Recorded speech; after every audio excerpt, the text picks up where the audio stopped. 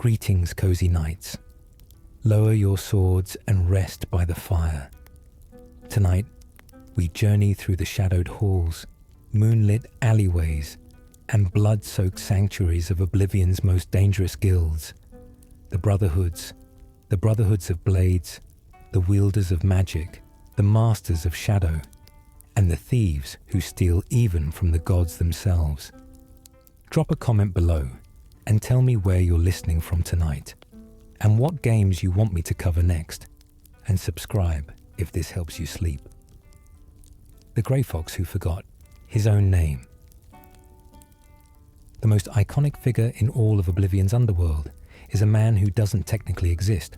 The Grey Fox, Guildmaster of the Thieves Guild, Terror of the Imperial Watch, Phantom of the Alleyways, is not one man but many. Over the course of 300 years, the mantle of the Grey Fox has been passed from one Thieves Guild Guildmaster to the next, each inheriting not just the role but the curse. The Grey Cowl of Nocturnal, the legendary artifact worn by every Grey Fox, carries a divine punishment placed by the Daedric Prince of Night herself. Whoever wears it shall be erased from history. Every record of the wearer vanishes. Every person who once knew the wearer forgets them entirely. The legend of an immortal master thief is built entirely on the fact that the costume never changes, even as dozens of entirely different people wore it across the centuries. The night you murder your way to invitation. The Dark Brotherhood does not advertise. It does not post recruitment notices. It does not send representatives to town squares. The only way to attract its attention is to commit murder, and then go to sleep. Kill an innocent anywhere in Cyrodiil, and a message will appear at the edge of your vision. Your killing has been observed by forces unknown. That is all. No explanation, no confirmation, no instruction. Simply the cold knowledge that someone in the dark was watching. The next time you sleep in what the game considers a secure location, the air changes. A shadow moves at the foot of your bed. A man's voice, low and precise, breaks the silence, and you wake to find Lucien Lechance standing over you. Not threatening, not demanding, simply waiting to make you an offer. The Count beneath the cowl. The Grey Fox in the events of Oblivion is a man named Corvus Umbranox, the rightful Count of Anvil. He inherited the cowl over 10 years before the game begins, and the moment he put it on, his wife Melona forgot him. His servants forgot him. The ledgers of Anvil erased his name. The man who had ruled a county became invisible to his own household. For a decade, Corvus stood mere feet from Melona at times, close enough to speak, close enough to touch. And she looked right through him, seeing only a criminal she had heard rumors about. He was quite literally a stranger in his own home. His plan throughout the entire Thieves Guild quest line is a long, elaborate attempt to win his wife back. The Blackwood Company's secret weapon. What makes the Blackwood Company so dramatically effective in combat, more effective than any individual training or equipment should account for, is eventually revealed to be a substance called Hist sap. The Hist are ancient, sentient trees native to Black Marsh, deeply sacred in Argonian culture. The sap they produce has profound effects on Argonian physiology, enhancing their abilities and connecting them to their people's collective spiritual experience. For non-Argonians, Hist sap is hallucinogenic and induces a state of bloodlust. The Blackwood Company smuggled an actual Hist tree from Black Marsh into their headquarters in Leowyn and built a mechanical apparatus to extract and distribute the sap to their members. The problem, the catastrophic problem, is that the tree they brought was already sick and corrupted, and even Argonians who drink from it descend into murderous frenzy. The man at the foot of your bed. Lucien Lechance is a speaker of the Black Hand, the governing body at the heart of the Dark Brotherhood, and he is remarkable at entrances. His introduction to new recruits is designed to maximize unease. He enters while you sleep. He waits. He watches. Only when he is certain you are alert does he speak, and his first words deliberately reference your vulnerability. You sleep rather soundly for a murderer. That's good. You'll need a clear conscience for what I'm about to propose. Whatever you say in response, LeChance brushes it aside elegantly, adjusting his framing but never his intention. He will find you wherever you sleep, in any inn-room, any house, any corner of Cyrodiil. There is nowhere safe enough to avoid his attention, which is, of course, entirely the point. The thief who stole from a god. The original theft of Nocturnal's cowl is itself one of the more extraordinary acts in all of Tamriel's history. A thief named Emer Deraloth, a guildmaster of the Thieves' Guild in Cyrodiil and based on all available lore, the first person to ever wear the grey cowl, stole it directly from Nocturnal during a ritual. A legend preserved in lore describes the moment. Witches had summoned Nocturnal, and she removed her cowl during the ceremony. Deraloth's master betrayed him, calling out a warning to the Daedric prince.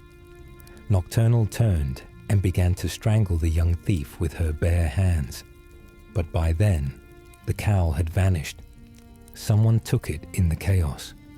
That someone became the first grey fox. Nocturnal's curse followed immediately and has haunted every guildmaster since.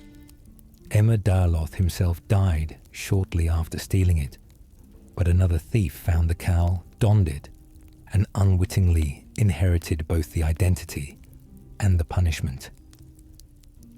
The Mannimarco Centuries. The Mages Guild in Oblivion is an institution in crisis, and that crisis has ancient roots.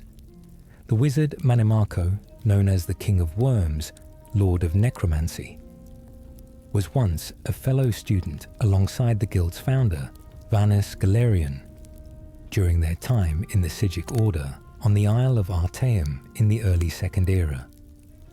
The two studied together, debated together, and over time became rivals in the most absolute sense. Galerion built a guild dedicated to sharing magic openly with all people of Tamriel, while Mannimarco descended into necromancy and the corruption of souls for power. Their conflict eventually culminated in a great battle during the Third Era, when Galerion led an army of mages and lamp knights north to confront Mannimarco's undead forces. Both sides suffered enormous losses, reportedly 1,000 dead on each side. Both Galerion and Mannimarco perished in that battle. Yet Mannimarco, being Mannimarco, did not stay gone. By 3 E433, the King of Worms had returned to Tamriel to challenge the guild once more, centuries after the battle that should have ended everything. The passphrase, to the underground. The Cheydinhal Dark Brotherhood Sanctuary sits beneath an abandoned house in the city, a building that looks derelict, possibly haunted, and clearly uninviting. To gain entry, you must navigate through the basement to find the Black Door, a sentient ancient door that guards every Dark Brotherhood sanctuary in Tamriel. The door asks a riddle. What is the color of night? The answer is the passphrase Lucien LeChance teaches you. Sanguine, my brother. It is a reference to Sanguine, the Daedric prince of debauchery and indulgence, a name that, for the Brotherhood, evokes the deep and permanent night they serve. The door opens, the staircase descends. On the other side, the sanctuary is warmer and far more inhabited than the exterior suggests, with guild members going about their lives in a structure that has existed beneath that house for more than 200 years, entirely invisible to the citizens of Cheydinhal walking past it every day. The Elder Scroll Heist. The final heist of the Thieves Guild questline may be the single most ambitious theft in Oblivion's entire world. The Grey Fox sends the player to steal an actual Elder Scroll from the Imperial Palace, specifically from the Imperial substructure beneath it, accessible only through a passage called the Old Way. The plan requires navigating ancient tunnels, bypassing blind priests called the Moth Priests, who cannot see you but can hear your footsteps, and retrieving a scroll so powerful it can rewrite history. The Grey Fox uses this scroll to alter the past itself, specifically to name Emer Daraloth as the original thief of Nocturnal's cowl, which lifts the curse by changing the historical record. The scroll is not just a MacGuffin, it is literally the instrument of Corvus's redemption. The purification and what it costs. The purification quest asks the player to kill every member of the Cheydinhal Sanctuary. Every one. The people you have spoken to, trained alongside, received contracts from. Ochiva, who welcomed you warmly on arrival. Vicente Valtieri, who offered you vampirism as a gift. Tenava and his quiet professionalism. Mirage Dar with his merchant's inventory. All of them. Lachance frames it as a necessary cleansing. A traitor has infiltrated the family, and the only certain way to eliminate the threat is to eliminate everyone. The horror of the quest is not just the act but the reason. It is later revealed that the traitor was not actually in the sanctuary at all. The purification was partly based on a misidentification, meaning the people you killed were, in fact, innocent of what they were accused of. The stranger is the fox. Throughout the Thieves Guild questline, players occasionally encounter a figure referred to simply as the stranger, a man who appears to help from the shadows, providing information and performing tasks for the guild without ever fully explaining himself. If you pickpocket the Grey Fox mid-quest line, you find inside his inventory the same clothing worn by the stranger. It is not a coincidence. It is the game's quiet way of confirming what sharp players might already suspect. The stranger and the Grey Fox are the same man, Corvus Umbranox, occasionally moving without the cowl through a world that no longer knows his face.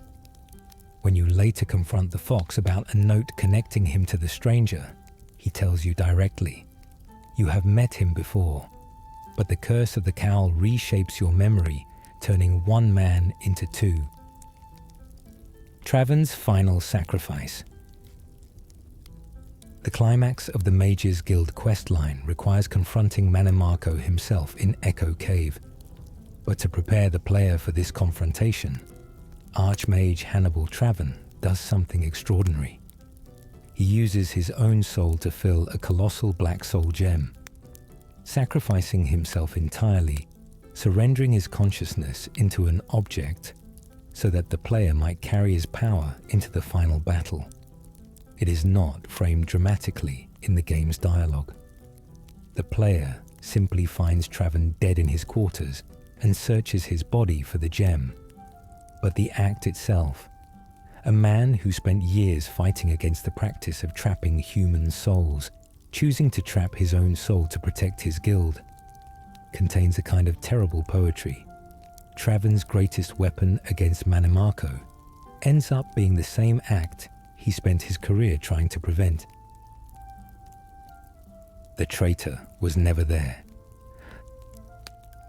The true villain of the Dark Brotherhood questline is Mathieu Bellamont, a Breton assassin whose motivation is rooted in something devastating and personal. His father performed the Black Sacrament against his own mother, and Lucien Lachance carried out the contract. As a child, Bellamont was hiding beneath his bed when Lachance arrived and beheaded his mother. He witnessed the entire act from inches away, unable to move or speak. The trauma broke and remade him simultaneously.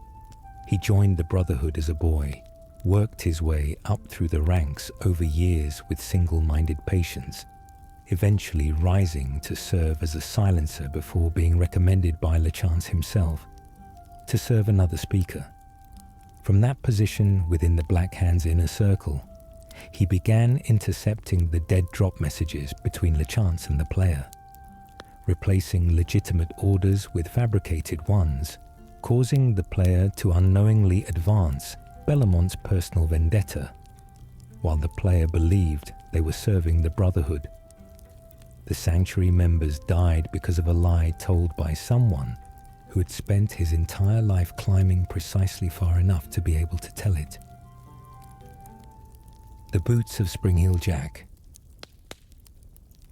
One of the stranger treasures in the Thieves' Guild questline is a pair of enchanted boots belonging to a legendary thief named Springheel Jack, whose identity within the lore is never fully established. The boots allow the wearer to survive enormous falls without injury, a critical piece of equipment in a quest that literally drops the player through a long vertical shaft inside the Imperial Palace. When the Grey Fox sends you to steal an Elder Scroll from beneath the most fortified structure in Tamriel, the route in involves ancient tunnels, blind priests who detect you by sound rather than sight, and an exit that sends you plummeting through darkness. Without Springheel Jack's boots, the fall kills you. The boots transform what would be a fatal drop into a dramatic escape, and then you return them to the Fox as part of completing the quest. Water's Edge and the Atrocity. You commit. The Fighters Guild quest infiltration sends the player undercover into the Blackwood Company. As part of the initiation, you are required to drink his sap before a mission to clear goblins from a settlement called Water's Edge. Under the sap's influence, you and the Blackwood Company members attack what appears to be a goblin village. When the effects wear off, you are in Modrin Orion's house, unconscious and confused. He found you in the streets of Leowyn and had guild members bring you to him. You return to Water's Edge to find no goblins. You find the bodies of the settlement's human residents, ordinary people, farmers and tradespeople, slaughtered. The goblins were never there. The sap made you see things that did not exist, and the Blackwood Company has been committing atrocities of this kind routinely, seeing enemies in the faces of civilians. Lucien LeChance's End. Lucien LeChance's death is one of the most quietly tragic ends in Oblivion. The Black Hand, believing him to be the traitor behind all the Brotherhood's misfortunes, tracked him down to an abandoned farmstead called Applewatch. He pleaded innocence. They didn't listen. 4 members of the Black Hand killed him and mutilated his body, then strung his naked corpse from the ceiling of the farmhouse as a warning to all who would betray the Brotherhood. When the player arrives, LeChance is already dead, and Speaker Arquin, who participated in the killing, is later reported to have feasted on his entrails during the act. The Night Mother later confirms that LeChance was loyal to the last breath. The Brotherhood killed one of its most devoted members based on manufactured evidence, and the damage to the organization afterward takes years to repair. The Garden of Midnight.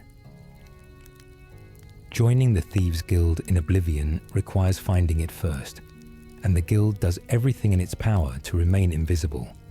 One of the stranger entry points is simply being arrested. If you're sent to jail for a non-violent crime, a fellow inmate will eventually slip you a note, a cryptic piece of parchment directing you to a garden on the Imperial City waterfront at midnight. That garden is called the Garden of Dariloth, named after the very first Grey Fox.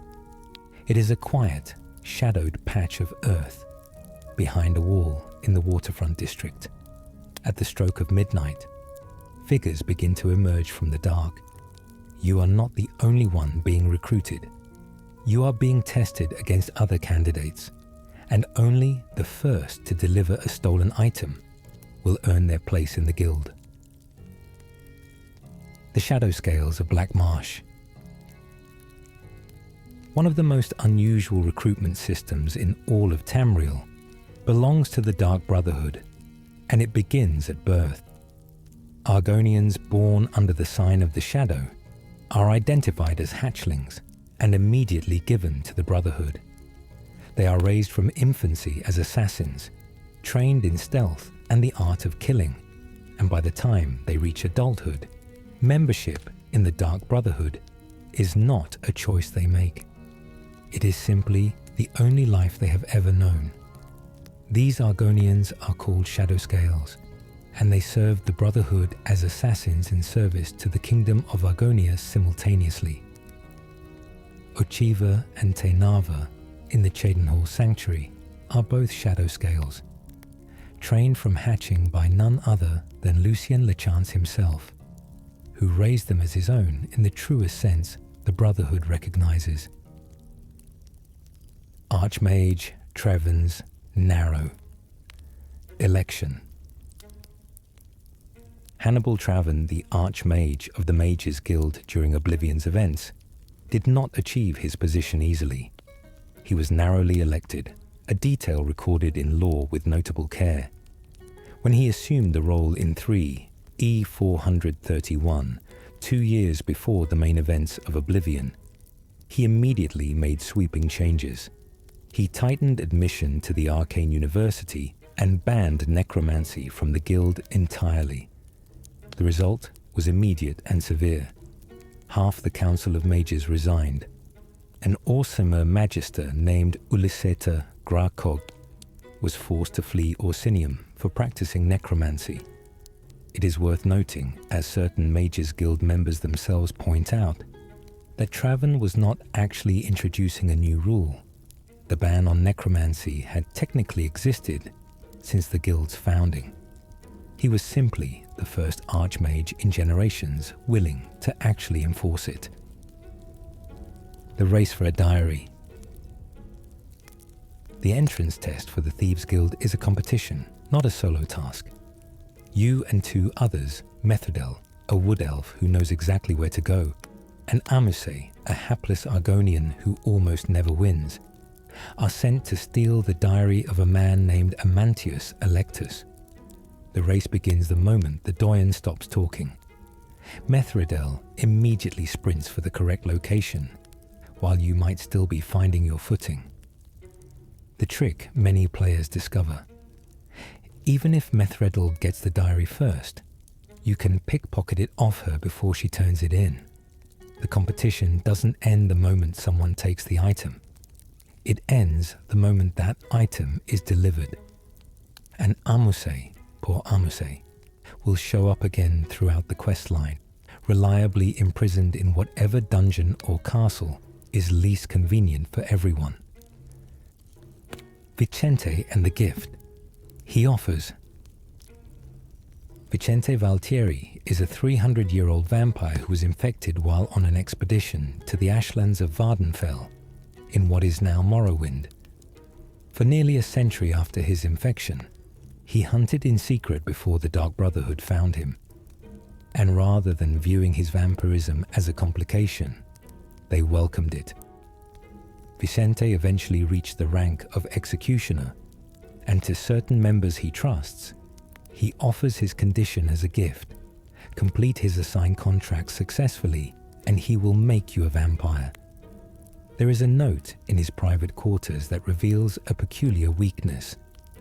Garlic, which harms no other vampire in Cyrodiil, causes Vicente debilitating physical damage simply by being present in his inventory. He doesn't even have to eat it. It simply needs to be near him.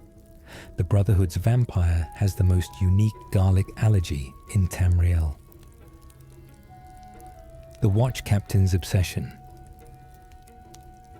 One of the finest character threads running beneath the surface of the Thieves Guild questline is the story of Hieronymus Lex, a watch captain of the Imperial Guard who has dedicated his career to bringing down the Grey Fox.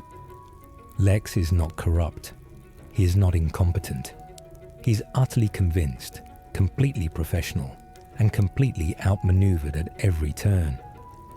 The guild eventually conspires to have Lex transferred far away from the Imperial City by forging documents that reassign him to Anvil, a bureaucratic exile arranged through stolen stationery and a forged signature.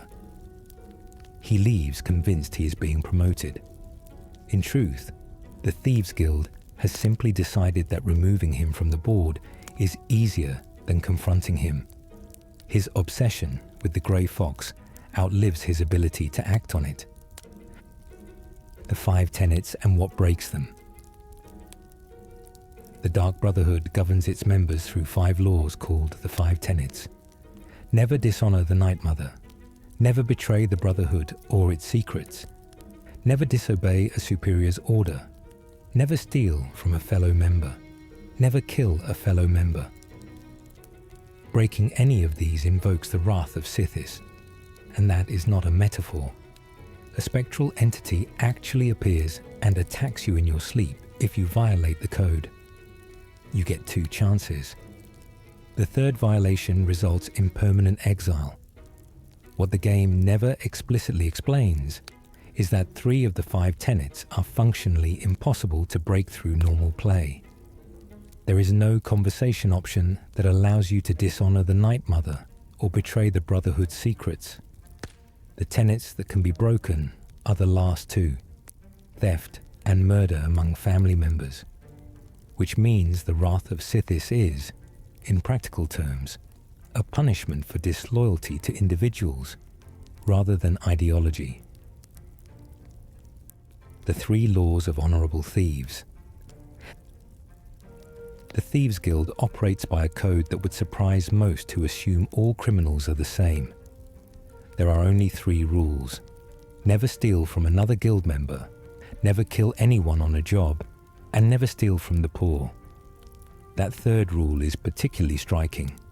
The beggars of Cyrodiil, the ragged, forgotten figures who sleep under bridges and scavenge outside taverns, are under the personal protection of the Grey Fox. Robbing a beggar is treated as an offense against the guild itself. The Grey Fox views the destitute as untouchable, a philosophy that sets the Thieves Guild apart from simple greed and frames their work as something closer to an equalizing force in a society deeply tilted toward the wealthy. Shadowmere, the horse from the void. After the purification, LeChance rewards the player with a horse named Shadowmere. And Shadowmere is not an ordinary animal. The black mare with crimson-red eyes has connections to the Dark Brotherhood stretching back further than any living member can trace. She appears calm, cooperative, and devoted to whoever the Brotherhood entrusts her to. In game terms, Shadowmere has an enormous health pool and regenerates damage remarkably quickly, making her effectively unkillable in most combat situations. She is also one of the fastest horses in the game. In lore terms, she is described as an ancient creature whose origins are tied to the Brotherhood in ways that no official text fully explains, which leaves open the question of whether Shadowmere is simply an extraordinary horse or something older and stranger wearing the shape of one. The necromancy ban and its hypocrisy. A detail that sharp-eyed players might notice within the Mages Guild halls is one that certain guild members themselves acknowledge with embarrassment. While Archmage Traven has banned necromancy outright and expelled members for practicing it, several Mages Guild halls continue to sell conjuration spells that summon undead creatures, headless zombies, skeletal servants, and worse. The game's own community noted this contradiction, and it reflects something true about large institutions. The stated policy and the practiced reality frequently diverge. The Mages Guild banned necromancy philosophically, while allowing its practical cousin to remain on the shelf. Whether this inconsistency reflects genuine hypocrisy or an inability to purge every trace of the practice from an institution built on collecting all magical knowledge is, in some ways, the central question of Traven's entire tenure. The skeleton key that opens everything.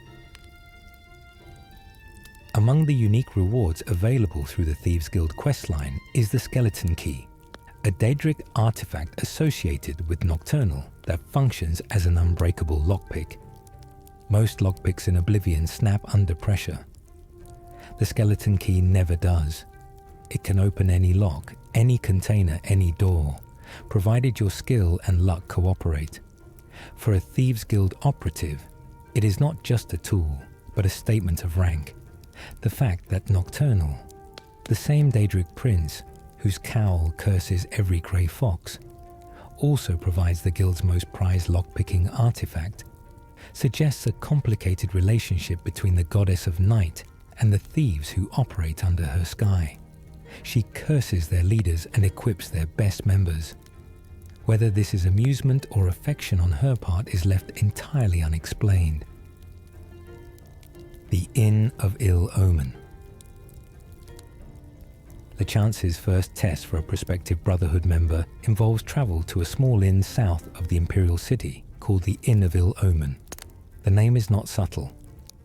Inside, sleeping in one of the rooms, is a man named Rufio, an old man who has done something unspecified to anger someone willing to pay the Brotherhood. Rufio is the initiation. Kill him, return to a safe location and sleep, and LeChance returns to formally welcome you. What makes this moment quietly unsettling is how ordinary Rufio is. He is not monstrous. He is not presented as deserving of death. He is simply an elderly man asleep in a cheap inn. And the Brotherhood wants you to prove your commitment by removing him from the world without hesitation or ceremony. The ease with which most players comply says something about the framing. Beggars as informants. The intelligence network of the Thieves Guild runs not through shadowy operatives in fine clothes, but through the city's most overlooked inhabitants. Every beggar in every major city of Cyrodiil operates as an informal informant for the Grey Fox.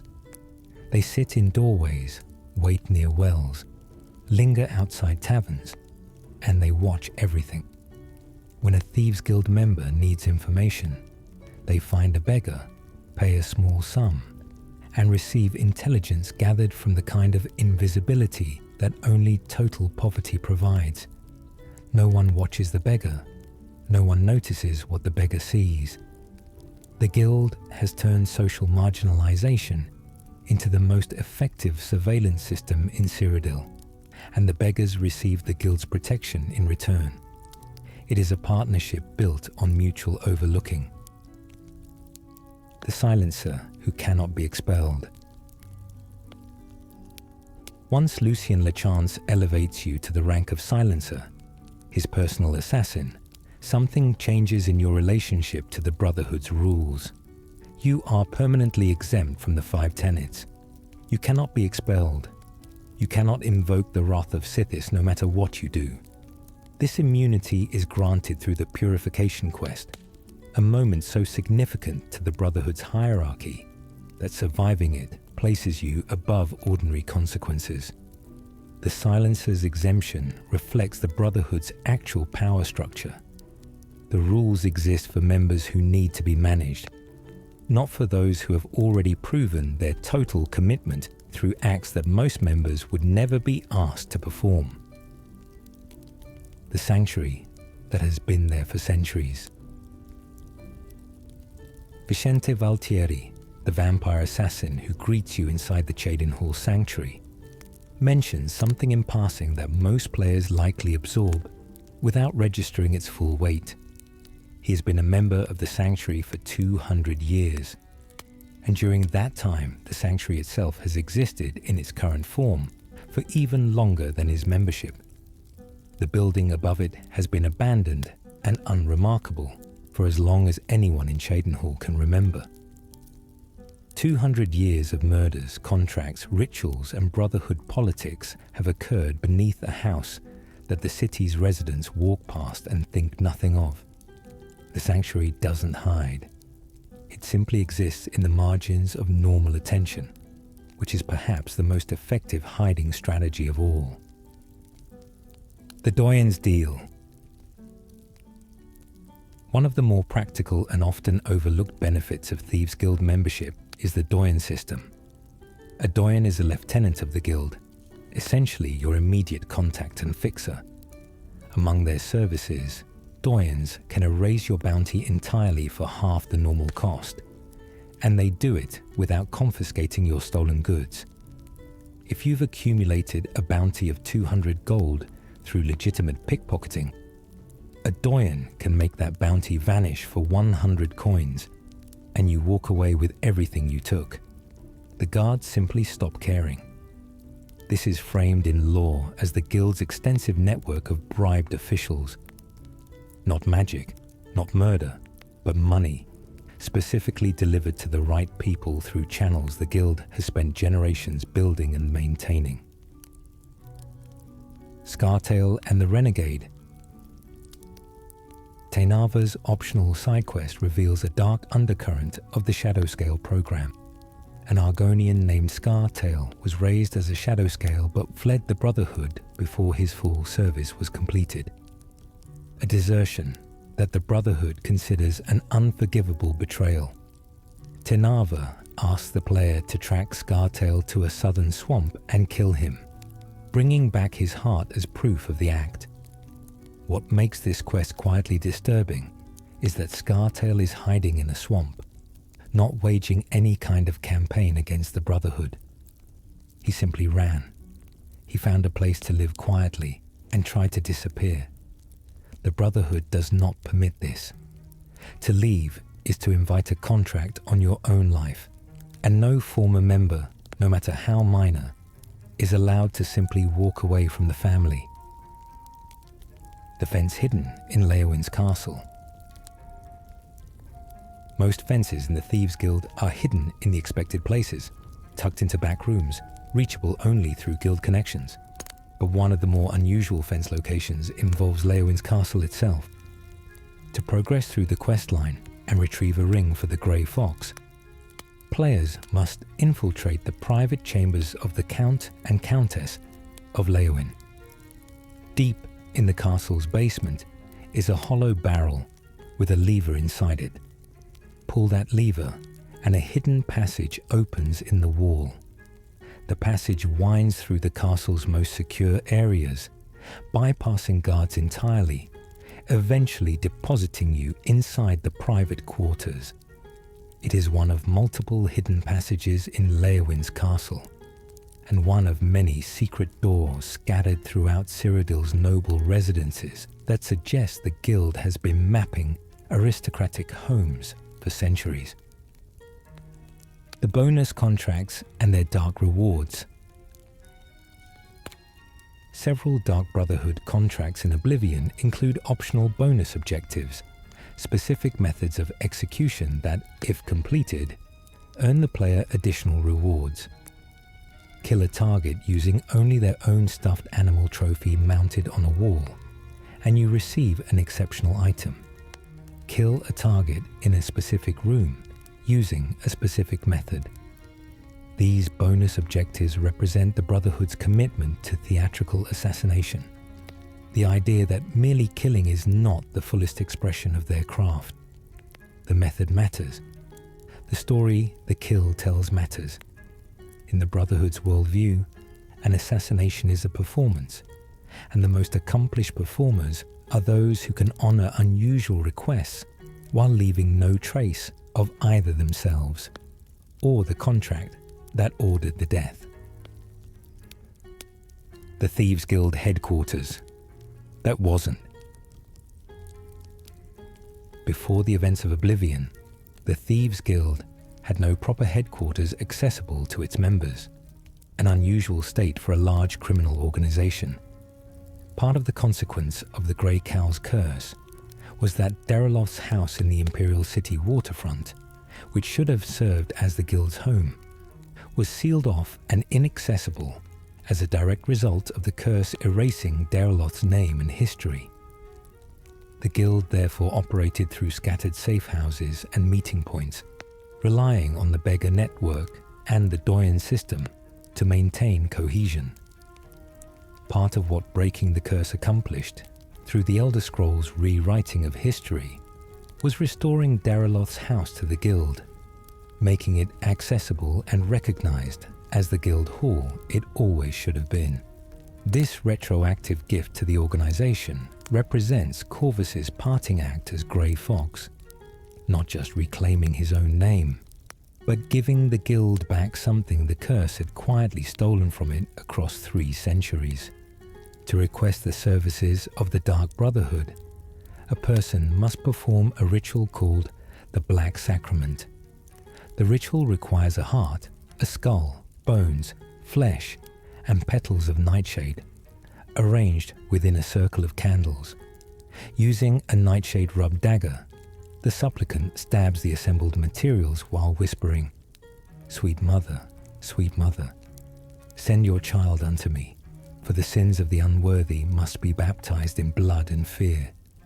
The Night Mother, described as the immortal spirit at the head of the Brotherhood hierarchy, the wife of Sithis, the listener of all prayers for death, hears these words and passes the request to her listener, who passes it to a speaker, who contacts the client. All across Cyrodiil, every single day, people perform this ritual and wait. The Brotherhood has never run short of work. The Night Mother's children.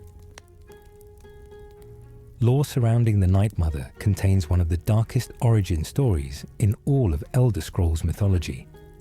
According to Brotherhood belief, the Night Mother was once a mortal woman who received a vision from Sithis himself, the primordial void, the entity the Brotherhood worships as the Dread Father. Sithis told her that he was displeased with the lack of souls reaching the void and that it was her destiny to change this. One night, Sithis visited her bedchamber, and together they conceived 5 children. 2 years later, following the plans Sithis had revealed to her, she murdered all 5 of her children, sending their souls directly to the void. The village learned what she had done and killed her, burning her home.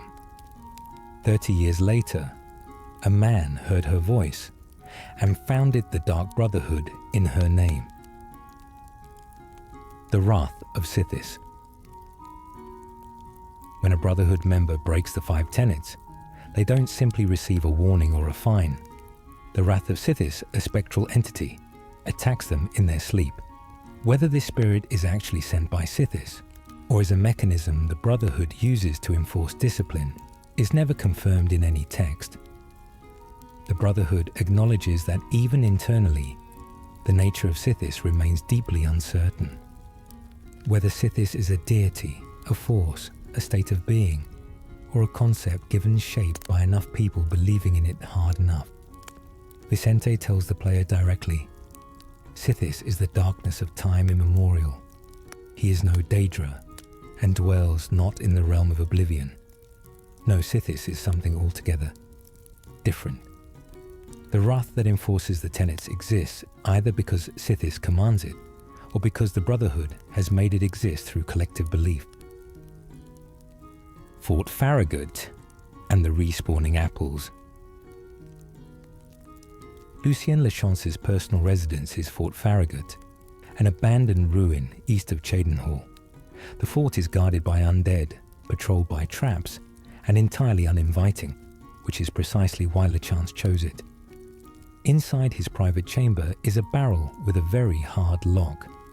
Inside the barrel are 10 poisoned apples. These apples respawn every 3 days, providing an endless supply of what the Brotherhood uses for silent kills without combat.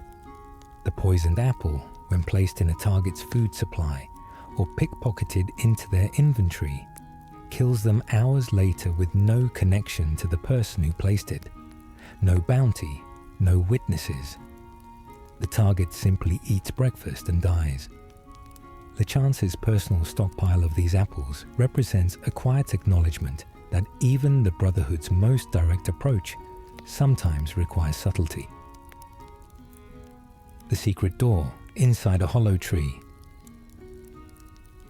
Fort Farragut is guarded extensively, but players who explore the exterior of the fort carefully discover a shortcut. Immediately northwest of the fort's main tower is a hollowed-out tree. Step inside the tree, interact with the interior, and a hidden door opens, depositing you directly inside the fort's lower levels, bypassing the guards, the traps, and the lengthy corridors entirely. This hidden entrance is never mentioned in any quest text, any journal entry, or any piece of dialogue. It exists solely for the observant. Bethesda's level designers placed it as a reward for players who explore slowly, who check the trees, who wonder why a particular trunk looks slightly unusual. The Thieves' Guild questline also directs the player to Fort Farragut at a crucial moment. And knowing about the tree is the difference between a smooth approach and a fight through the undead. The recommendation system. Before any prospective mage can access the Arcane University, the crown jewel of the Guild's holdings in the Imperial City, they must collect a recommendation from the head of each of the Guild halls scattered across Cyrodiil. This requirement sends the player to Anvil, Bravil, Bruma, Cheydinhall, Coral, Leowin, Skingrad, and 2 others, completing tasks for each hall's local Guild Magister before receiving their endorsement. What the system quietly reveals is the state of the organization. Every single hall has a problem. Some have been infiltrated by necromancers. One has a member dealing with a magical accident she cannot control. Several are barely functional. The recommendation system, framed as a standard bureaucratic requirement, functions as a tour of an institution quietly falling apart from within, before Manimarco's open assault even begins. The mage who could not trust her own sight.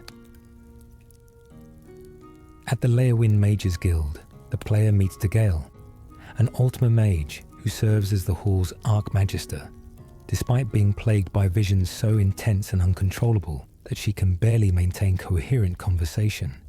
She hears voices. She sees things that aren't there. She speaks in fragmented prophecies that her assistant Agatha quietly translates for visitors. To receive Degale's recommendation, the player must help her recover a lost amulet, an heirloom from her father, that serves as an anchor, suppressing her visions enough that she can function. Without it, she's overwhelmed by what she perceives, trapped in a constant flood of images. The quest never pathologizes Degale as broken or defective. It simply acknowledges that her gift and her difficulty are inseparable, and that the amulet is not a cure, but a coping mechanism.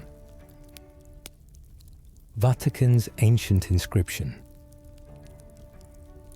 One of the more intellectually engaging Mages Guild quests involves the excavation of Vatican, an Ayleid ruin that the Guild has been studying.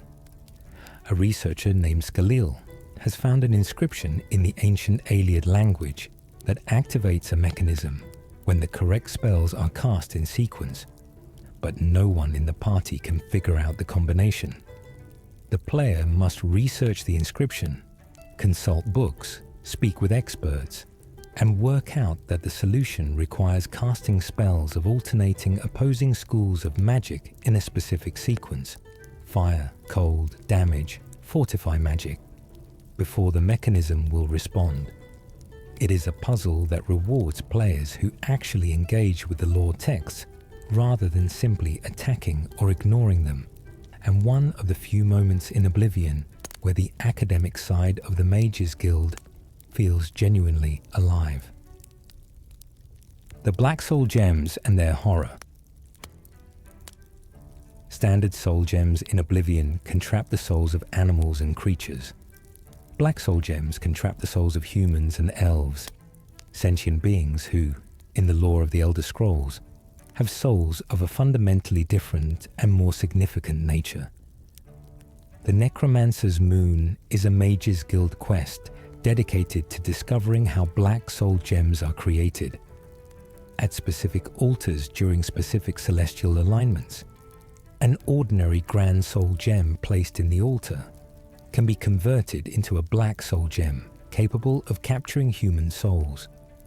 Manimarco's Order of the Black Worm created a network of these altars across Cyrodiil, manufacturing the gems at scale. Each black soul gem represents a slot designed to receive the soul of a person, a living, thinking being, and trap it for use in enchantment. Karanya's Betrayal. Among the most personally devastating moments in the Mages Guild questline is the revelation about Karanya, one of the Guild's council members. Players are sent to Fort Ontus to investigate suspicious activity, only to find Karanya herself, not fighting against necromancers, but leading them. She has turned against everything the Guild represents, aligning herself with Manimarco in exchange for power or survival or both. And when the player confronts her, she attacks immediately. The council member's defection is the first clear sign that Manimarco's corruption has reached the very top of the Guild's governance structure. It is not just junior members who have been bought or seduced. The people who make the decisions, the people the Archmage trusted, have been working against the Guild from within. Erlav Jarol and the Bloodworm Helm.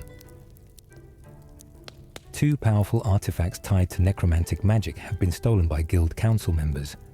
One is the Bloodworm Helm, located in Fort Telemann, northeast of Leowyn, in the possession of council member Erlav Jarol, who is, by the time the player arrives, already dead. The Bloodworm Helm is an ancient piece of armor that allows the wearer to control undead creatures with greater effectiveness.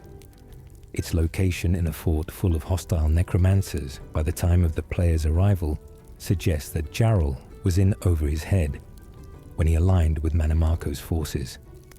The quest to recover it serves as a grim lesson about the cost of the Guild's internal betrayals. Enemies made within the institution are, in many ways, more dangerous than enemies approaching from outside. The Bruma Guild in Flames. When Archmage Traven sends the player to check on the Bruma Mages Guild after weeks without correspondence, they arrive to find the building in chaos. Walls scorched, bodies on the floor, skeletal warriors roaming the halls where mages once debated theory and traded spells. A necromancer occupies the upper floor, and hiding in invisibility, too terrified to be seen, is a mage named Jaskar, an expert in illusion magic who has kept himself alive through the entire assault by simply ceasing to exist in any visible sense. Jaskar reveals what happened. The Guild was attacked by Manimarco's forces with the kind of precision and foreknowledge that suggests an inside source. The Bruma attack is not random, it is targeted, and its success demonstrates that the King of Worms already knows the Guild's vulnerabilities better than the Guild knows its own. Manimarco inside Echo Cave. When the player finally confronts Manimarco in Echo Cave, the fight is significant not just for what it contains, but for what it implies for the broader Elder Scrolls timeline. Manimarco's death in Oblivion is not necessarily his final end within the universe. The lore creates a fascinating puzzle here. In Daggerfall, which takes place roughly 28 years before Oblivion during 3 E405, players can encounter a version of Manimarco who eventually achieves literal godhood during the chaotic reality-altering event known as the Warp in the West. The existence of both a mortal Manimarco in Oblivion and a potentially divine Manimarco, referenced in post-Daggerfall lore, is one of the great unresolved puzzles of Elder Scrolls continuity. Based on what we know of the warp in the West's strange effects on reality, the most coherent reading many scholars offer is that the events somehow split Manamako into two separate entities, one ascending to godhood, one remaining mortal. No official text settles the question, and what this strongly implies is that Bethesda deliberately left the paradox open. The Archmage's Enchanted Chest. One of the quietest rewards for completing the Mages Guild questline and becoming Archmage is access to a unique container in the Archmage's quarters, an enchanted chest that duplicates ingredients placed inside it. Any common alchemical ingredient placed in the chest and removed appears doubled. This chest allows the Archmage to produce reagents for potions effectively and indefinitely, a practical daily use reward that fits the character of the guild far better than a combat weapon might. The chest does not duplicate rare ingredients. Nirnroot is excluded, as are ingredients from the Shivering Isles and official add-ons, which suggests that its magic has limits built in by whoever created it, designed to enable ordinary study without making the extraordinary trivially available. Raminus Polus and the Quiet Continuity. While Archmages come and go, while council members defect and die, while the entire upper leadership of the Mages Guild is decimated by Manamako's assault, one figure remains quietly present throughout the entirety of the questline. Raminus Polus, the council steward, handles the day-to-day administration of the arcane university with the steady efficiency of a man who has seen everything and been surprised by very little. He promotes the player at each rank.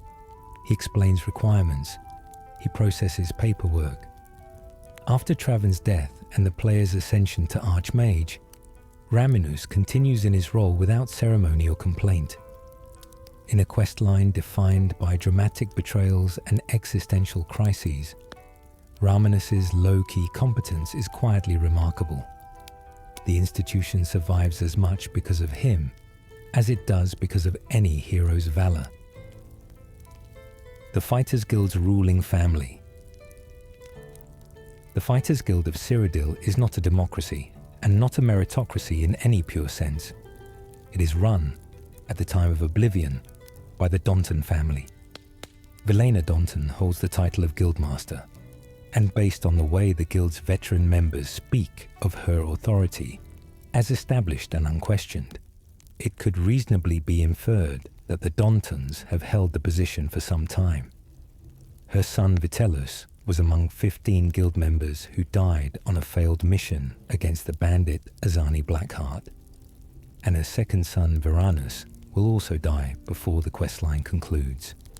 Velena Daunton's tenure as Guildmaster is defined entirely by grief and the inability to function within that grief. She withdraws from leadership. She makes poor decisions.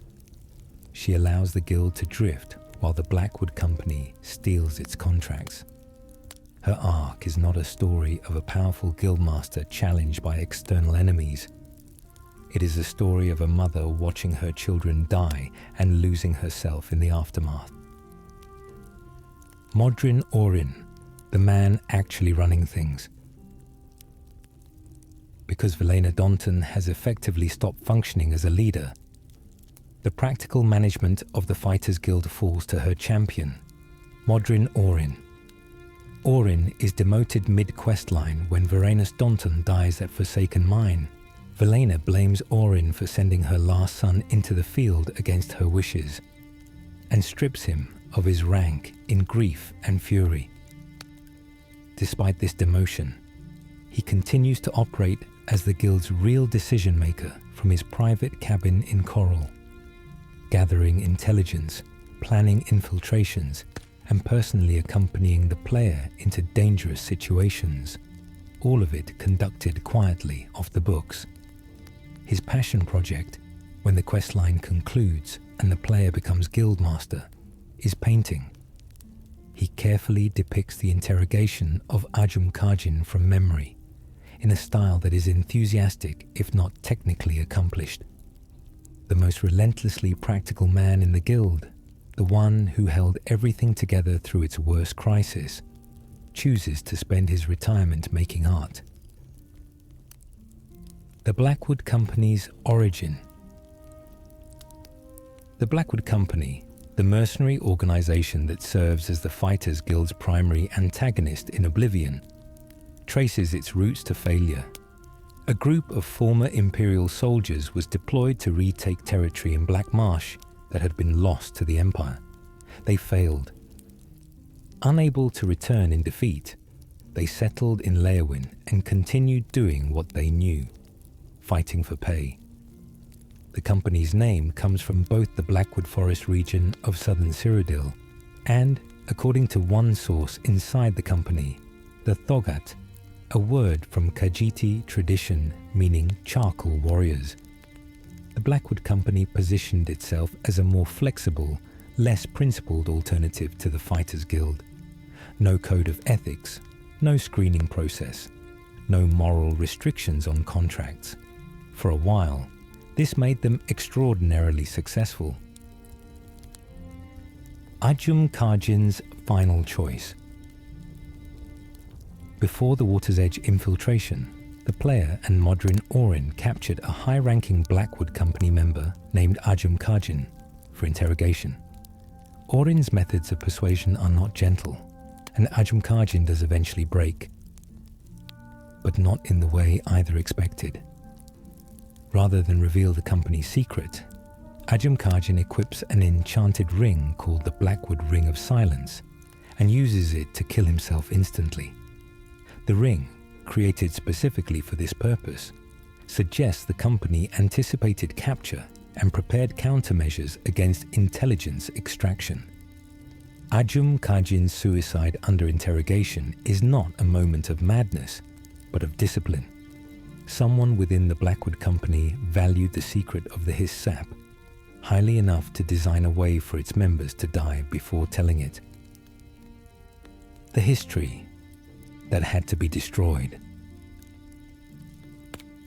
The conclusion of the Fighters Guild questline involves returning to the Blackwood Company's headquarters with the explicit goal of destroying their history.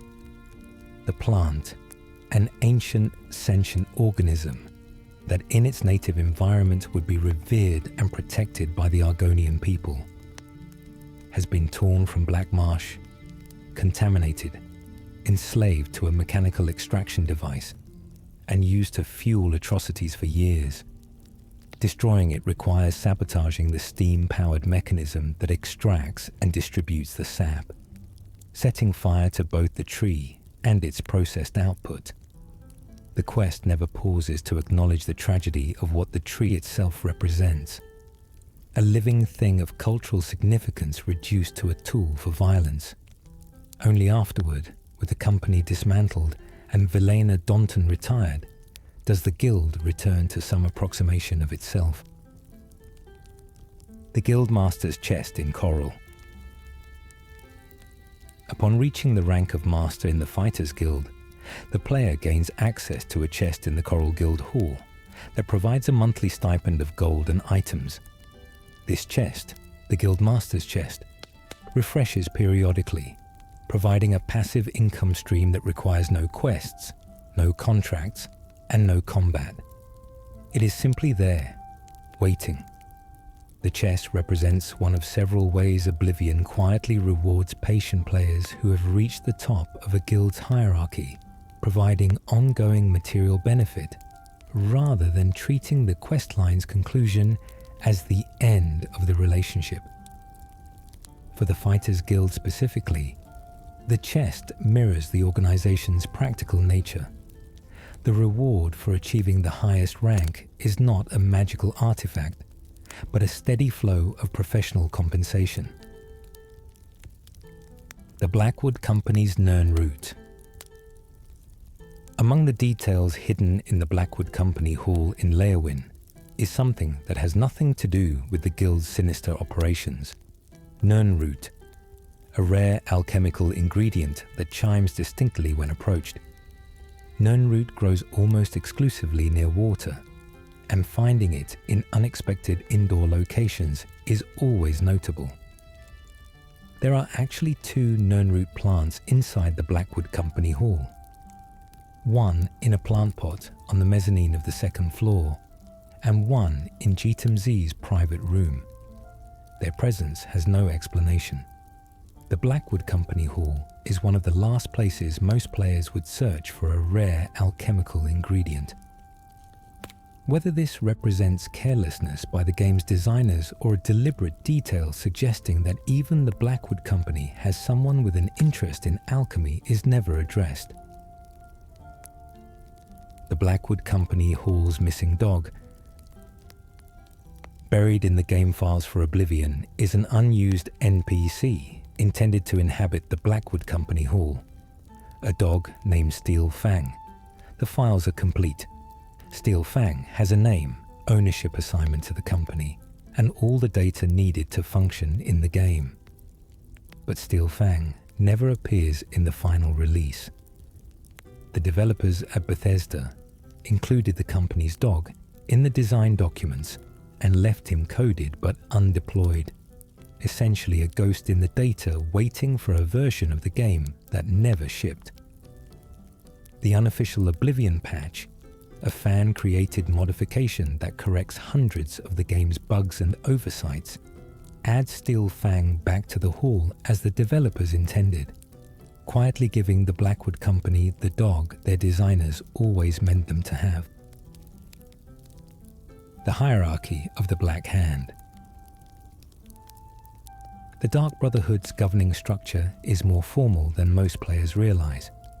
At the very top sits the Night Mother, not a living person in any conventional sense, but an immortal spirit who communicates only through the listener, a single member chosen to receive her whispered instructions.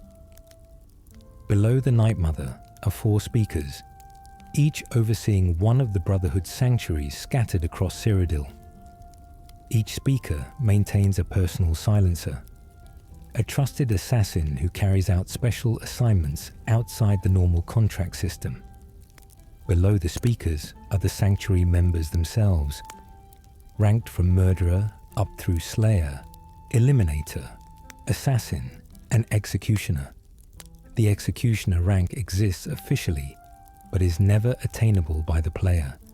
Promotions skip directly from assassin to silencer, as if the game's writers decided that the rank's meaning was better left theoretical.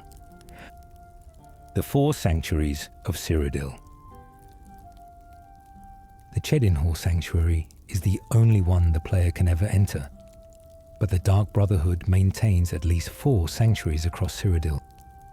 Players who pay close attention to the dead drop quest structure and the residences of the various Black Hand speakers can deduce the approximate locations of the others. Speaker Jagasta rents property in Bruma. Speaker Alval Uvani maintains a house in Leowyn. Speaker Arquin stays at the Grey Mare Inn in Coral. Each speaker living in proximity to a city suggests a sanctuary beneath or within it. The Brotherhood's network is therefore wider than a single playthrough ever makes visible. A full organizational infrastructure spanning the province, most of which operates entirely outside the player's awareness during even a complete Dark Brotherhood playthrough. The Count who knows the Brotherhood is beneath him. One of Tainava's dialogue options inside the Cheydinhal Sanctuary reveals something extraordinary about the Brotherhood's relationship to the city above it. The Count of Cheydinhal is aware that the Dark Brotherhood operates beneath his city. He has always known. The Brotherhood has not hidden this from him. They have purchased his silence. The Count receives gold regularly. He receives other incentives. The game declines to specify. In exchange, he maintains official ignorance, and the city's guards never look too closely at the abandoned house above the sanctuary. The arrangement is not unique to Cheydinhal. it reflects the broader pattern by which the Brotherhood coexists with official authority throughout Tamriel. The Imperial system tolerates crime it cannot eliminate, especially when the crime is convenient and the criminals are paying. The Mages Guild and Count Hasseldor's bargain. One of the more unexpected alliances in the Mages Guild questline is between the guild and Count Janus Hasseldor of Skingrad, who is himself a vampire, a fact that is communicated to the player obliquely before being confirmed explicitly. Hasseldor has maintained his position as Count for generations through a combination of social management and strategic isolation. He lives in the castle's upper floors with almost no contact with his subjects. He speaks through intermediaries. He holds audiences rarely and briefly. His wife has been kept alive for decades in a state between vampirism and death at his insistence, waiting for a cure that may not exist.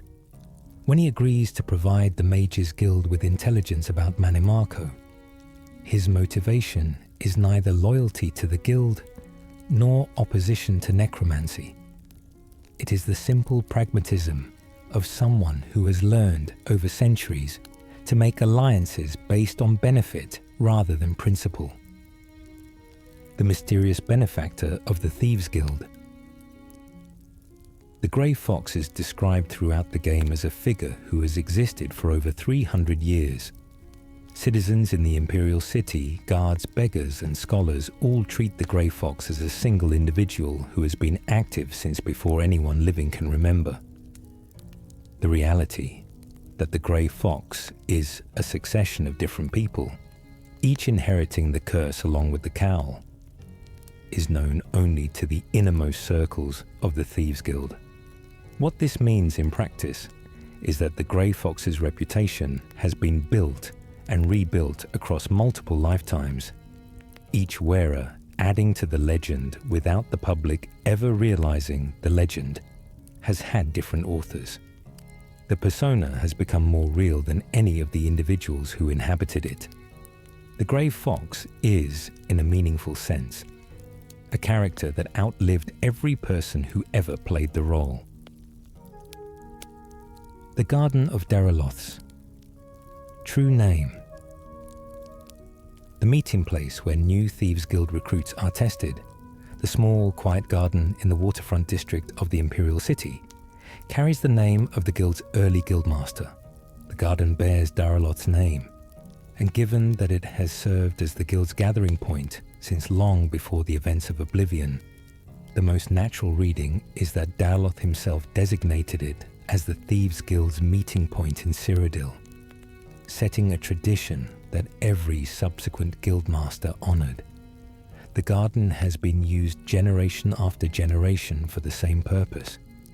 New thieves arrive in the dark. They are tested. They either prove themselves or they don't. And the garden maintains its quiet neutrality, neither threatening nor welcoming, simply existing between the water and the city wall as it has always existed, named for a thief whose face no one ever actually saw. The Imperial Watch's futility. The Imperial Watch, the official law enforcement of the Imperial City, has maintained wanted posters for the Grey Fox throughout the city for as long as anyone can remember. The posters describe the Grey Fox's crimes, offer rewards for information, and display a stylized image of the grey-cowled figure. But the Watch has never once successfully identified, arrested, or prosecuted the Grey Fox. Every guildmaster who wore the cowl became someone new. Someone with no documented history, no name, no crimes on record before the cowl was donned. The wanted posters describe an identity that the curse itself makes incoherent. Hieronymus Lex's career-long obsession with the Grey Fox is therefore a pursuit not just of a criminal, but of a concept, a moving target made stable only by the fact that the costume never changes even as the person inside it does. The Thieves Guild's fence network.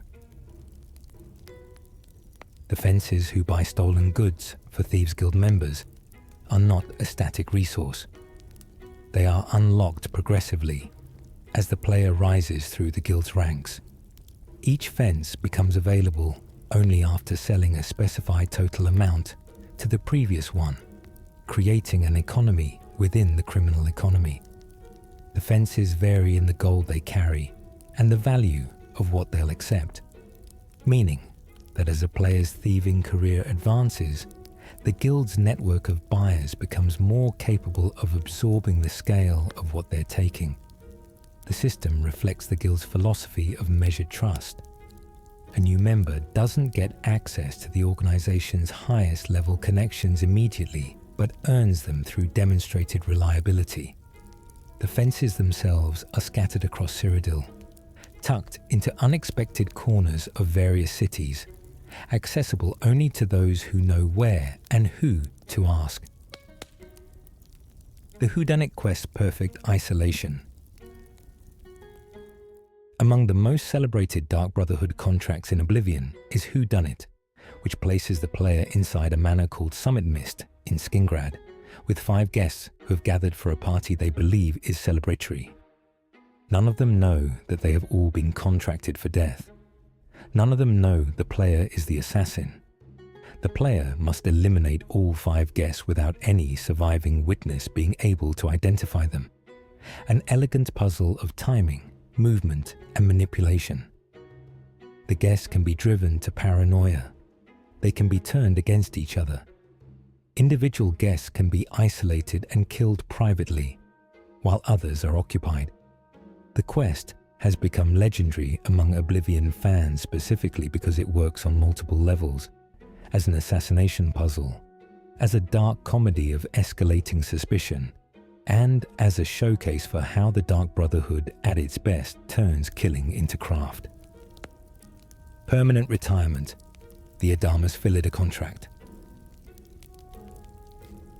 Adamus Philida spent his career hunting the Dark Brotherhood, working as an officer of the Imperial Legion in close cooperation with the Imperial Watch. He is described as having spent years trying to bring the Brotherhood to justice, pursuing their members, documenting their operations, and coming closer to legitimate success than almost anyone else in the game's world. The Brotherhood's contract on him is therefore intensely personal.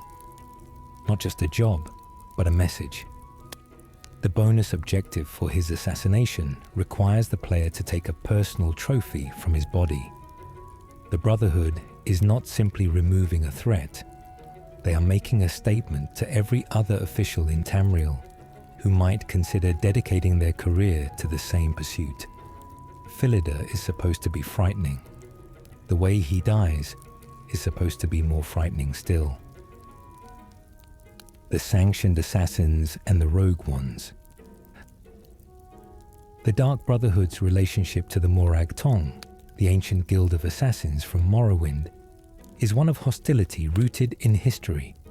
The Morag Tong originally practiced murder in the name of Murfala, the Daedric prince of secrets and sex and assassination. At some point, a splinter group departed from the Tong's doctrine, choosing to worship Sithis and the Night Mother instead. This splinter became the Dark Brotherhood. The Morag Tong has never forgiven this. The Brotherhood has never reconciled with its origins. By the time of Oblivion, they are mortal enemies, despite worshipping the same fundamental patron in different forms. A Morag Tong assassin actually appears briefly in the Mehrunes Razor official add-on, imprisoned in a dungeon, unwilling to reveal his target. The rivalry that began in the Second Era was still very much alive in the Third. Argonian recruitment and the sign of the shadow. Every Argonian born under the sign of the shadow in Black Marsh faces an unusual destiny before they are old enough to understand it. Dark Brotherhood agents identify these hatchlings at birth. The Argonian Kingdom of Argonia cooperates. The Shadow Scale program is officially sanctioned by Argonian authorities, not conducted against their wishes. These hatchlings are trained from the moment they can hold a blade, given skills they did not choose.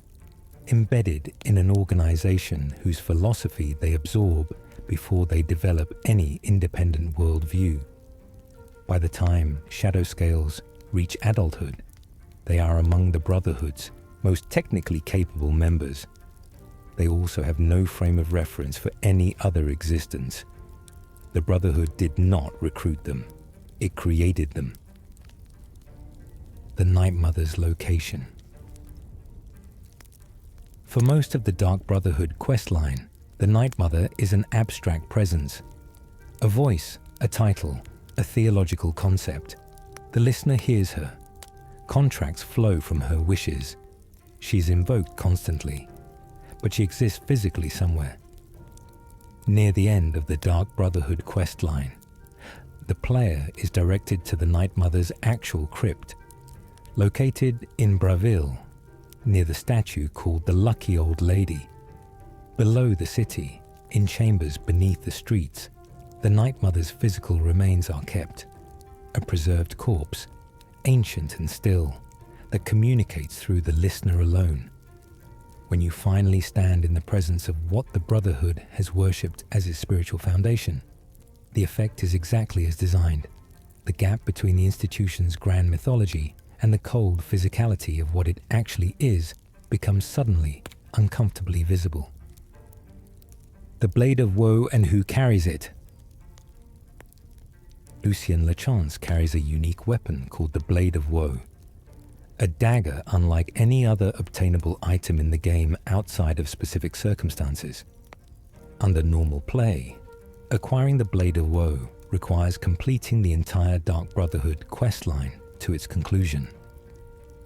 But one of Oblivion's more unusual design details is that if a player kills Lachance on his very first visit, before accepting his offer to join the Brotherhood, the Blade of Woe drops from his body, skipping the entire questline. The game acknowledges this possibility by treating Lachance's death in this context as a completed version of the initiation quest, marking it as finished rather than as a failure. It's one of many moments in Oblivion where player actions outside the expected path are met not with blocked progress, but with a game that says, yes, that's a valid way to do it. The Speechless Brotherhood. Buried in the dialogue coding of the Dark Brotherhood's Cheydinhal Sanctuary is a curious detail. The generic radiant dialogue, the floating ambient lines that members say as they pass you in the halls, was recorded in both the expected voice types and in a male elven voice type. But there is no male elf member of the Cheydinhal Sanctuary in the final game. No model, no NPC, no trace of this character anywhere except in the voice recordings. Someone was planned. A male elf was intended to be part of the family. They were cut before release, but the voice work was already done, leaving a ghost in the audio files. Lines recorded for a character who never existed in any version of the game the public ever played. The unofficial patch's corrections. Across all 5 of Oblivion's major guilds, the unofficial Oblivion patch, a community project developed over years by dedicated fans, has corrected hundreds of factual errors, broken scripts, and overlooked details that Bethesda's original release contained. From restoring Steel Fang to the Blackwood Company Hall, to fixing Corvus Umbranox's inability to sleep in his own bed after the Thieves Guild questline concludes, to correcting Lucien Lachance's dialogue when he incorrectly addresses the player as a brother or sister before they've joined the Brotherhood. The scope of the corrections reveals how many small details the original developers intended but failed to implement perfectly. The patch represents one of the largest sustained fan corrections of a major game, built from thousands of individual players reading the game's files and asking, why doesn't this work the way it clearly was supposed to? The Mages Guild's Enchanted Practice Rooms. In the Arcane University's practice rooms, a quiet exploitation of the magical environment is available to players with the Atronach birth sign, a character build that cannot naturally regenerate magicka but absorbs spell energy. Student mages in the practice rooms cast spells constantly at target dummies, and unlike combat situations where mages stop casting when you get too close, the students here continue their practice regardless of proximity. An Atronach-born player who simply stands between a casting student and their target will absorb spell after spell indefinitely, recharging their entire magicka pool without cost. It is an unintended but functional workaround to one of the Atronach birth sign's most significant limitations, and one of many places in Oblivion where patient exploration of the environment rewards unusual character builds. The Thieves Guild and the unofficial headquarters. Before the Elder Scroll heist and the rewriting of history, the Thieves Guild operated without a permanent home. The Guild's Dunbarrow Cove, a sea cave accessible through an official add-on called Thieves' Den, provides an unofficial headquarters complete with multiple specialized NPCs, merchant services, and storage that functions as the base the main game lacks. While not technically part of the base game experience, Thieves' Den represents Bethesda's own retroactive acknowledgement that the Guild probably needed a proper home. The add-on's integration with the main guild is smooth enough that it feels like an intended omission, corrected, rather than an external addition. Even the fences added through Thieves' Den function within the guild's normal economy of unlock through rank advancement. The Morag Tong and the meaning of legal murder. The Morag Tong's occasional appearances in Oblivion's extended content, particularly through add-ons and referenced lore, serve as a reminder of the profound legal difference between assassination done through their system versus assassination done through the Dark Brotherhood. The Morag Tong operates through writs of execution, official, legally recognized documents that permit targeted killing under Morrowind law. A Morag Tong assassin carrying a valid writ is not a criminal in Morrowind.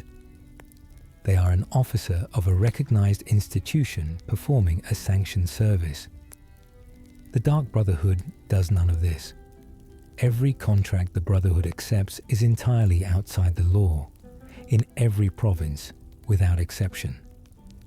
The difference matters not just legally, but philosophically. The Tong sees murder as a service to social order, while the Brotherhood sees it as a sacrament to Sithis. The Grey Cowl's effect on fame and infamy. Wearing the Grey Cowl of Nocturnal in Oblivion has immediate and dramatic mechanical effects. The cowl sets the wearer's fame to 0 and raises infamy to 100. Guards who see the wearer immediately attempt to arrest them, believing they are confronting the infamous Grey Fox. The cowl also grants a 20-point bonus to sneak, carries 200 points of feather enchantment, allowing greater carrying capacity, and provides a detect life effect that reveals nearby living creatures as glowing halos through walls. These effects make the cowl simultaneously one of the most useful stealth items in the game, and one of the most socially restrictive, since wearing it turns every guard in Cyrodiil into an enemy. The curse is not just narrative, it is mechanical, encoded into the object itself, the same way all of Nocturnal's punishment always was. The Fighters Guild and the High Infamy Barrier. One mechanical feature of the Fighters Guild that most evil-leaning players discover at an inconvenient moment. The guild refuses membership to characters with an infamy score of 100 or higher, unless that infamy is balanced by an equal or greater fame score. This barrier reflects the guild's stated philosophical position. They are mercenaries, but they are professional mercenaries who maintain standards, and a person known entirely for criminal behavior does not fit the public image the guild wants to project. The practical consequence is that a player who joins the Dark Brotherhood, steals extensively, or otherwise accrues significant infamy before joining the Fighters Guild, may find the door closed. Fame earned through good deeds can balance the scale, but the requirement exists at all as a reminder that not every organization in Cyrodiil welcomes the same character. The Thieves Guild's no-kill policy and what breaks it. The Thieves Guild's prohibition against killing anyone on a job is one of its most fundamental rules, and it distinguishes the guild philosophically from simple banditry. But there is nuance. Animals and monsters may be killed if necessary. The distinction is between sentient beings and creatures, and it matters for both ethical and practical reasons. A theft that ends in human death draws dramatically more attention than a theft that ends in animal death. The guild's prohibition against killing is not purely moral. It is also strategic. A fence who sells stolen goods in a city where no one died during the theft is operating with far more protection than one operating in a city where a murder investigation is active. Every rule the guild has, examined carefully, serves both as ethics and as operational security simultaneously. The Doyen system's false economy. One of the more interesting implications of the Doyen system, where guild doyens can remove your bounty for half price without confiscating goods, is what it implies about the broader economy of crime in Cyrodiil. The guards who accept these payments exist. The officials who look the other way are being paid from somewhere. The Thieves Guild maintains, as official law notes, extensive resources for bribing officials throughout the province.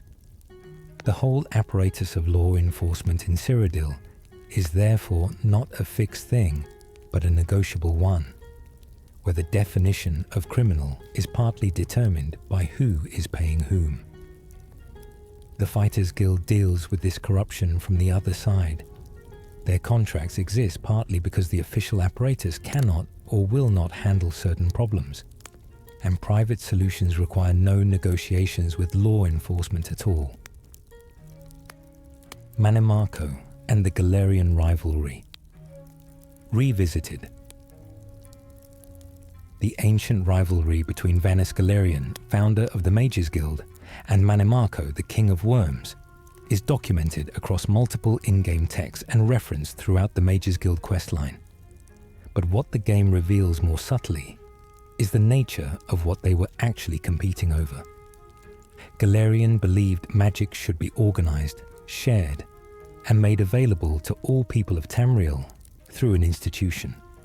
Manimarco believed magic's highest expression was the mastery of death itself, specifically the capture and use of souls as fuel for power.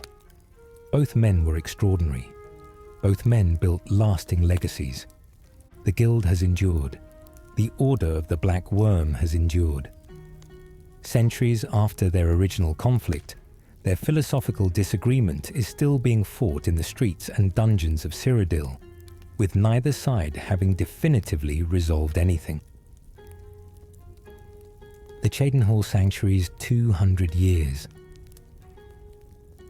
Vicente Valtieri's offhand comment about the Cheydinhal Sanctuary's age, that it has existed in its current form for longer than his own 200-year membership, places the sanctuary as one of the oldest continuously operating Brotherhood locations in Tamriel.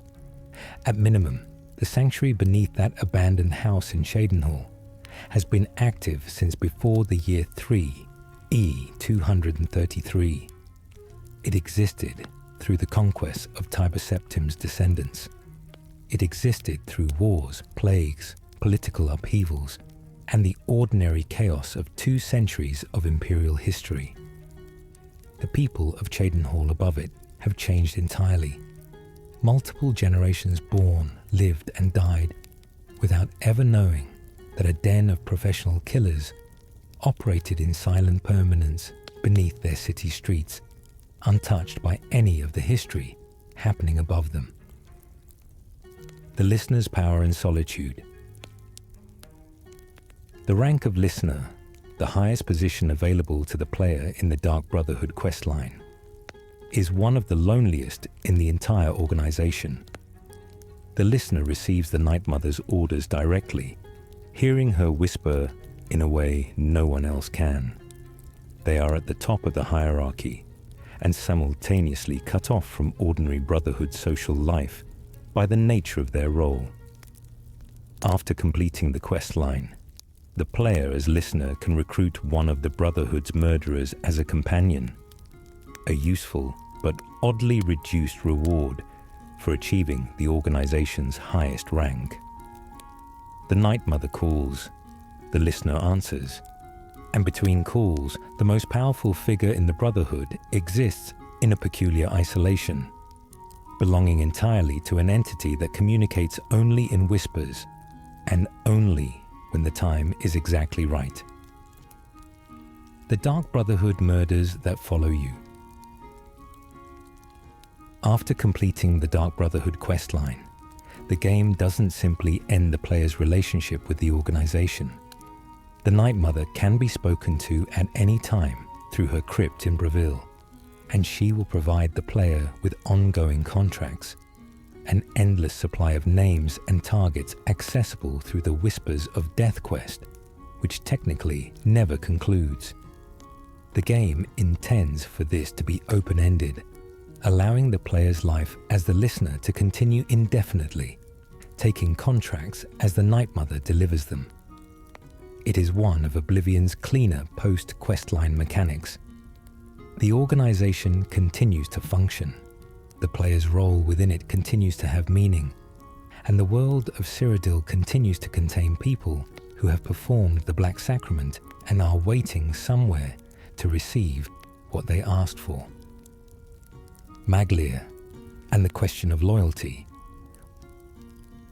One of the more interesting peripheral characters in the Fighters Guild questline is Maglia, a guild member who has defaulted on a contract. His journal entry lists him as having abandoned the job due to dangerous conditions, and who must be tracked down to address it. When found, Maglia provides excuses that are technically plausible, but professionally unacceptable. Complete the contract on his behalf, and he rejoins the guild.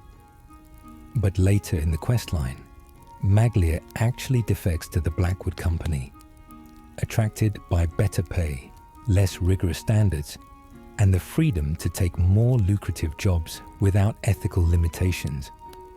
His defection mirrors dozens of other Fighters Guild members who have quietly crossed the street to the competition. Maglia is the human face of the guild's crisis. Not a villain, just a mercenary who made the mercenary choice. The Wrath of Sithis in detail. When a Dark Brotherhood member breaks one of the 5 tenets and invokes the Wrath of Sithis, they receive more than a warning. A spectral entity, the Wrath of Sithis itself, appears and attacks the offender while they sleep. The Wrath is not a ghost in the conventional sense. It is something older and stranger, tied to the concept of Sithis as the Brotherhood understands it. In mechanical terms, the Wrath is a powerful combat encounter that can absolutely kill unprepared players. Surviving it is required to be reinstated in the Brotherhood. The first time, you survive or you don't. The second time, you survive or you don't. The third time, regardless of the outcome of the fight, you are expelled permanently. It is as if the Brotherhood's theology agrees that some failures can be forgiven twice, and only twice, before they become definitional. The Fighters Guild and aiding non-members. One of the Fighters Guild's lesser discussed policy details is that once you become a member, almost every item in every Fighters Guild hall across Cyrodiil becomes yours to take without penalty. No bounty, no negative relationship with guild members. The contents of chests, shelves and containers throughout every guild hall in the province are simply made available to you as a member. This is not true of every organization. Mages Guild halls have personal containers that still trigger theft detection. The Fighters Guild's permissive property policy reflects the organization's military culture. Everything in the hall serves the guild's work, and guild members are trusted with access to all of it.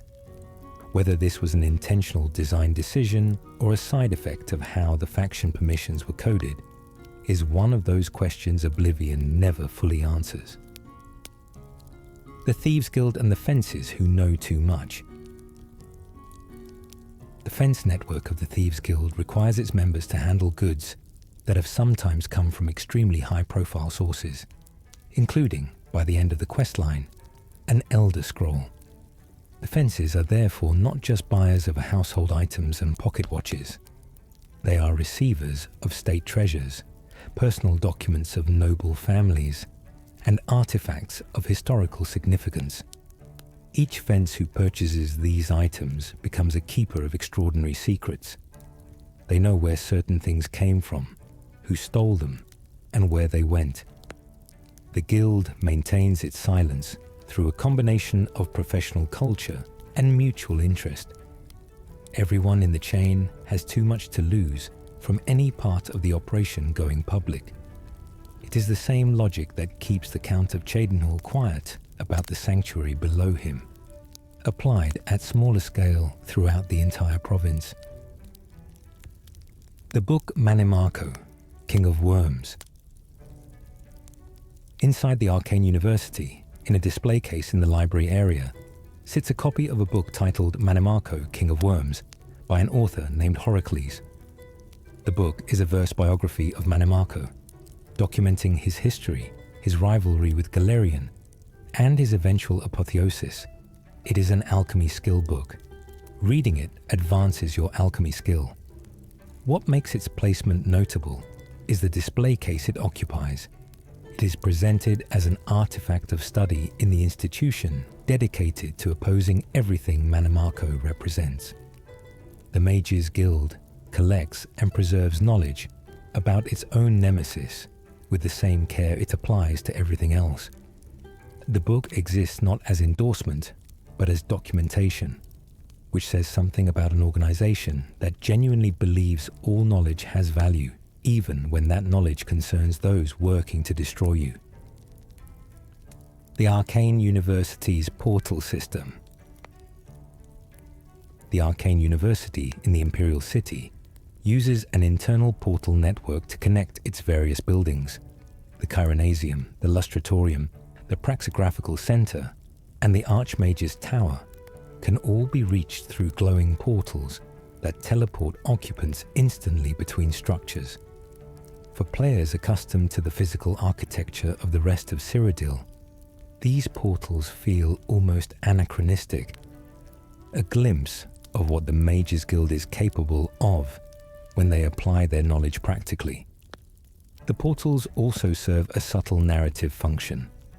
Entering the Arcane University requires recommendation, proving worthiness, passing through gates and guards. But once inside, the space itself is fluid and connected in ways the outside world is not. Membership in the guild changes how space itself works for you. The Thieves Guild's connection to time itself. The conclusion of the Thieves Guild questline involves something that most fantasy stories would treat as their primary narrative event: the deliberate alteration of history. The Elder Scroll used by the Grey Fox does not destroy something or create something. It rewrites what has always been true. After the scroll is invoked, the Thieves Guild has always had a headquarters. Emma Derloth has always been documented as the original thief of Nocturnal's cowl. Corvus Umbranox's name has always been in the historical record. The past is changed, and the changed past becomes the only past anyone remembers. It is a remarkable moment for a quest line that opens with petty theft and a race for a diary. The thieves who cannot even maintain a fixed headquarters begin by stealing a notebook and end by stealing causality. The Thieves Guild's no-violence reputation. The Thieves Guild's reputation as a non-violent criminal organization is not just ethical posturing. It is the foundation of why the imperial authorities have historically tolerated the guild at all. For centuries, local governments across Tamriel allowed the Thieves Guild to operate because the guild served as what certain officials privately called a crime regulator. An organized guild of thieves that prohibits murder, keeps theft professional, predictable, and less destabilizing than the alternative. Scattered, unpredictable violence from unorganized criminal groups. The guild's rules exist partly to protect the guild from crackdown. A pickpocket who takes your coin is annoying. A murderous gang of thieves is a public threat that demands a response. The difference between these two realities is the guild's code, maintained not just for honor, but for survival. The Fighters Guild's Goblin Contracts. Not all Fighters Guild work involves sinister conspiracies and rival mercenaries. A substantial portion of the early quest content involves completely ordinary pest control type contracts. Trolls that have taken over a mine, goblins causing problems for settlements, rats in a citizen's basement. These humble beginnings reflect the guild's actual function in Cyrodiil's economy. The vast majority of what professional fighters do is neither dramatic nor heroic. It is hazard mitigation, the removal of dangerous creatures from spaces where ordinary people cannot safely deal with them themselves. The guild exists because the world of Cyrodiil contains genuine physical dangers that require trained response, and most of those dangers are not particularly glamorous. The Goblin is more representative of what the Fighters Guild actually is than any of its questline's climactic moments. The Dark Brotherhood's bonus objectives and their items. Several Dark Brotherhood contracts in Oblivion include optional bonus objectives tied to unusual methods of assassination. In the quest Bad Medicine, the player is sent to kill a warlord named Roderick, who is already sick at Fort Such. The bonus objective being to make his death appear natural by having him consume a poison without any violence. In Who Done It, completing the job without any witnesses produces a different tier of reward. The bonus system creates an economy of creativity within the questline, rewarding players who invest in the Brotherhood's stated philosophy of artful killing. The items themselves, unique enchanted equipment that cannot be obtained any other way, reflect the Brotherhood's appreciation for members who honor not just the contract, but the craft underlying it. The Thieves Guild's Amusei problem. Amusei is the Argonian who competes against the player for Thieves Guild membership in the opening test, and he loses. He appears to not be particularly good at thieving, but Amusei becomes the Grey Fox's messenger throughout the questline, appearing at key moments to deliver summons and instructions from the masked guildmaster. The problem is that Amusei keeps getting caught. Multiple quests are interrupted by the discovery that Amusei has been arrested and is currently sitting in a dungeon somewhere, requiring the player to go find and free him before he can deliver the next message. He is enthusiastic, earnest, and reliably imprisoned at the worst possible moments. Amusei represents something the Thieves Guild rarely discusses openly. Not everyone who wants to belong to a criminal organization has the skill to belong to it, and the guild keeps him around anyway, which says something quietly generous about the Grey Fox's actual character. The Mages Guild's recommendation, gatekeeping. The Mages Guild's system of requiring recommendations from every hall to gain access to the Arcane University creates a particular power dynamic. Local hall magisters each hold a veto over who advances. This means that a single difficult or corrupt Hall Magister can block a talented mage indefinitely. The Bravil Hall's recommendation quest involves the Augur's prophetic ability and a crystal ball. The Leowin Hall involves De Gale's lost amulet. The Cheydinhal Hall involves the clearance of a local dungeon. The Coral Hall requires navigating the dangerous and complex Fingers of the Mountain spell. Each recommendation is a negotiation with a local power center, and the Arcane University's oversight of this process appears to be essentially zero. The central administration of the guild, the council, the Archmage, has no direct mechanism to override a local magister's refusal to recommend someone. The recommendation system is, in practice, a distributed and ungoverned gatekeeping mechanism. The Dark Brotherhood's relationship to the Nine Divines. Ochiva, the Argonian head of the Cheydinhal Sanctuary, expresses the Brotherhood's theology with characteristic clarity when asked about the Nine Divines, those fools in the church and their so-called Nine Divines. There is no divinity beyond the eternal and terrible rule of our dread father, Sithis. The Brotherhood does not simply ignore the official religion of the Empire. They actively dismiss it. Sithis is not a Daedra. He is not one of the Nine. He exists outside the spiritual framework that governs most of Tamriel, in the space before and beyond it. The Brotherhood's complete rejection of imperial religious authority is part of what makes them so genuinely threatening to the establishment. They are not rebels against imperial law. They are rebels against the metaphysical foundation the Empire uses to justify its own existence. Modrin, Orin, and the Azani Blackheart mission. The Fighters Guild quest to deal with Azani Blackheart is one of the questline's more personally meaningful moments for Modrin Orin. He was part of the original mission to eliminate Blackheart, the one where the guild sent 20 fighters and 15 of them died, including the guildmaster's son. Orin survived, and he has carried that failure and those deaths ever since. When he accompanies the player to finally confront Blackheart, tracking him from one Ayleid ruin to another as the bandit keeps moving. And when Blackheart is finally killed, Orin takes a specific ring from the body. He wears that ring for the rest of the game.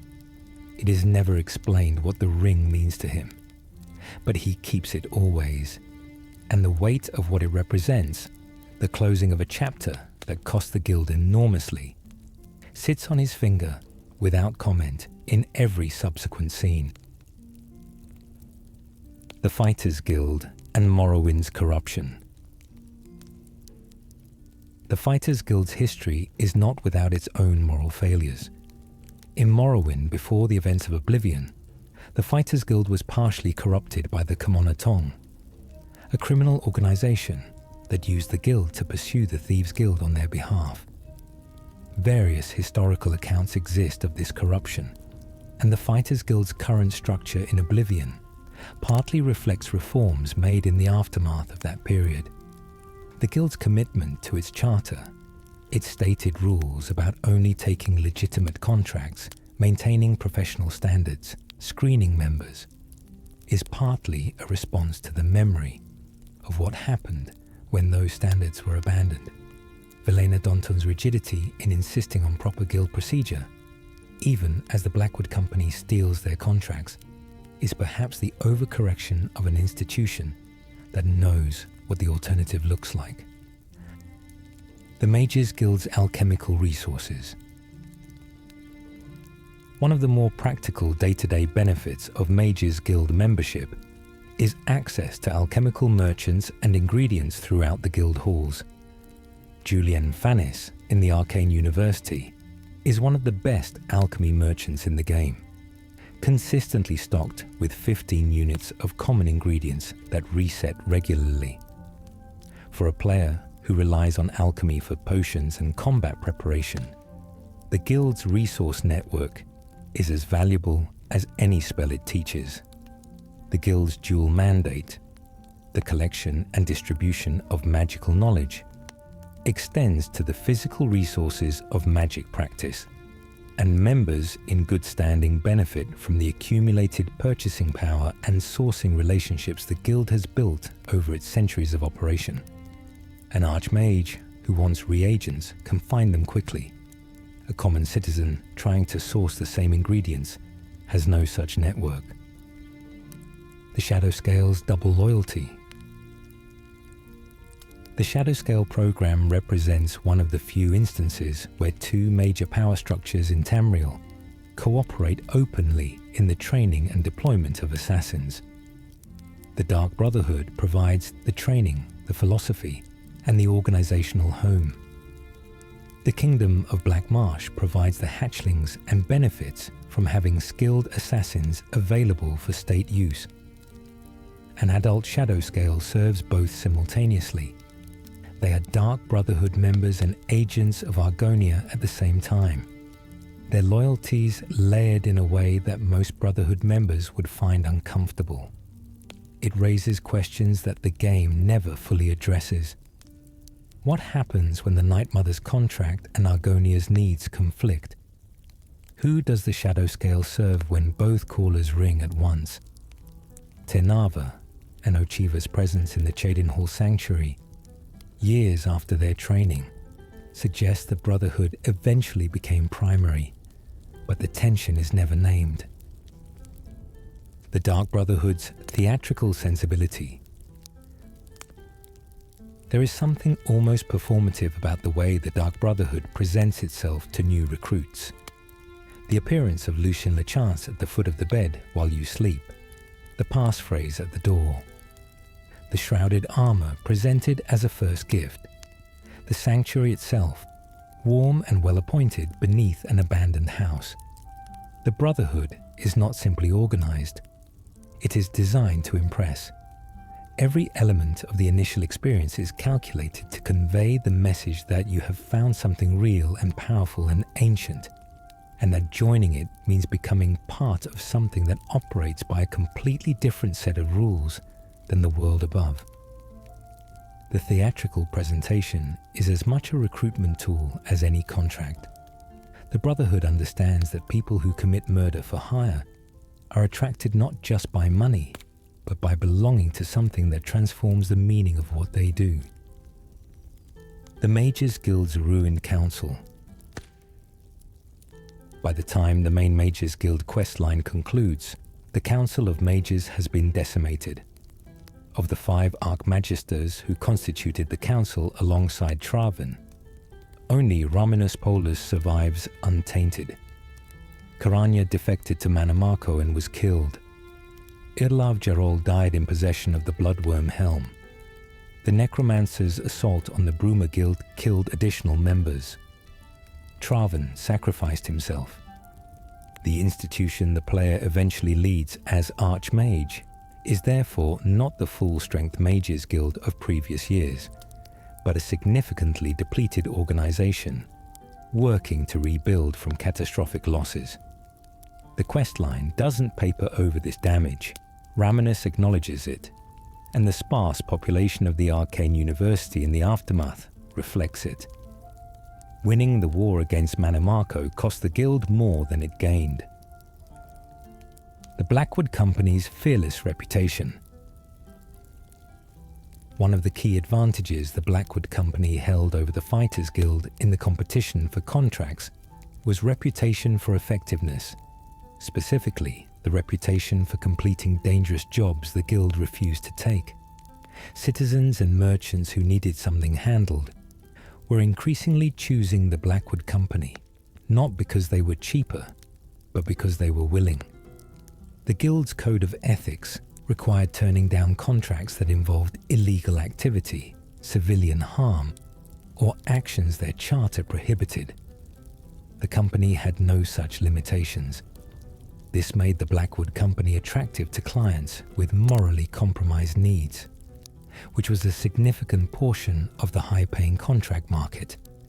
The guild lost contracts to the company, not because it couldn't fight, but because it kept its principles and principles in a competitive mercenary market are sometimes genuinely costly. The Night Mother versus the Listener. The Dark Brotherhood's theological structure creates an unusual power dynamic at its top. The Night Mother is the ultimate authority, but she communicates only through the listener, a single chosen individual whose interpretation of her words cannot be independently verified. If the listener claims the Night Mother said something, who can dispute it? The speakers receive instructions through the listener and must take those instructions on faith. The Black Hand exists to govern this process and check the listener's power. But in practice, a listener with bad intentions, or a listener who is being manipulated as Mathieu Bellamont manipulated the player, can do extraordinary damage before anyone realizes what is happening.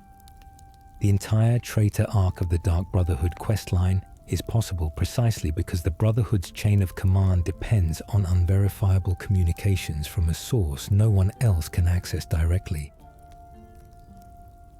The Fighters Guild's monthly revenue.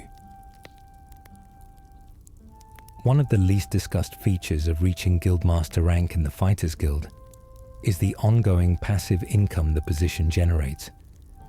The Guildmaster's chest in Coral refreshes monthly, providing gold and occasionally useful items without requiring any active engagement from the player. This monthly income reflects the Guild's contract revenue, the fees paid by citizens and merchants who use the Guild's services flow up through the organizational hierarchy and eventually reach the top.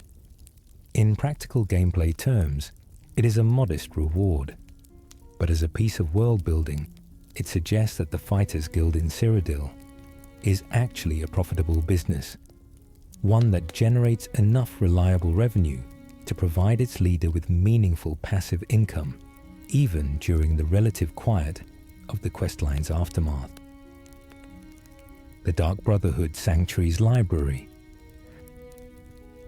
The Cheydinhall Sanctuary contains a small but purposeful collection of books, including copies of The Five Tenets, The Brothers of Darkness, A History of the Brotherhood, and other texts that document the organization's theology, rules, and history. The Brotherhood does not treat its members as interchangeable weapons. It treats them as people who deserve to understand what they belong to. The books in the Sanctuary exist as education. New members are expected to read them, to understand the theological foundation of the contracts they fulfill, and to know why the rules they follow exist. A brotherhood that kills without understanding the meaning the Brotherhood assigns to killing is not, in their view, the Brotherhood at all. It is just murder. The distinction matters to them, even if no one outside the Sanctuary would ever accept it. Hieronymus Lex's reassignment. The final fate of Hieronymus Lex, the Imperial Watch Captain who dedicated his career to bringing down the Grey Fox, is a masterpiece of manipulation that occurs entirely off-screen for most players. The Thieves Guild forges official documents that reassign Lex to Anvil, framing the transfer as a promotion to a prestigious new posting.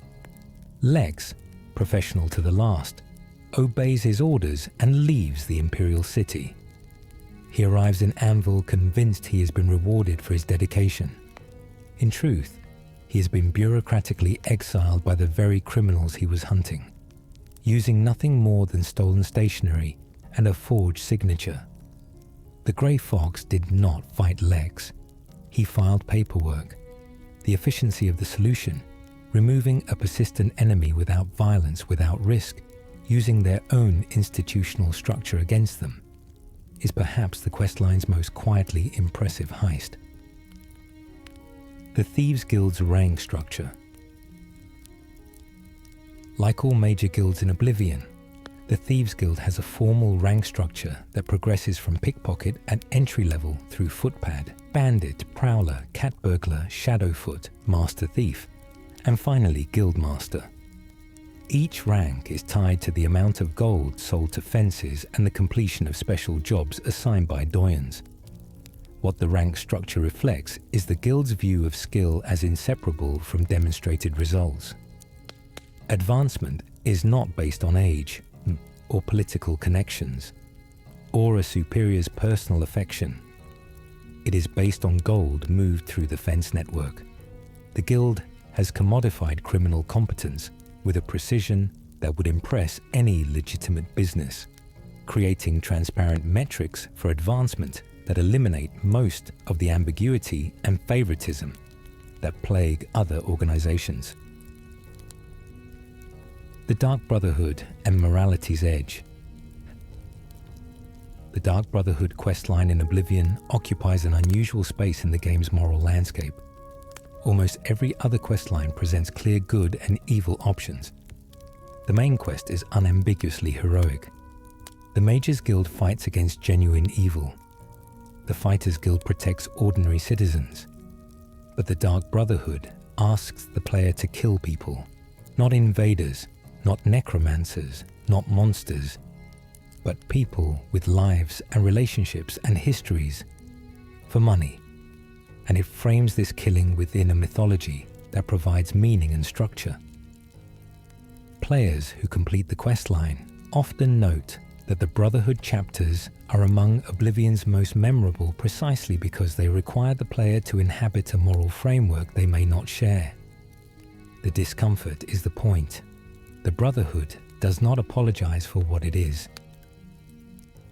The Mages Guild's founder and his legacy.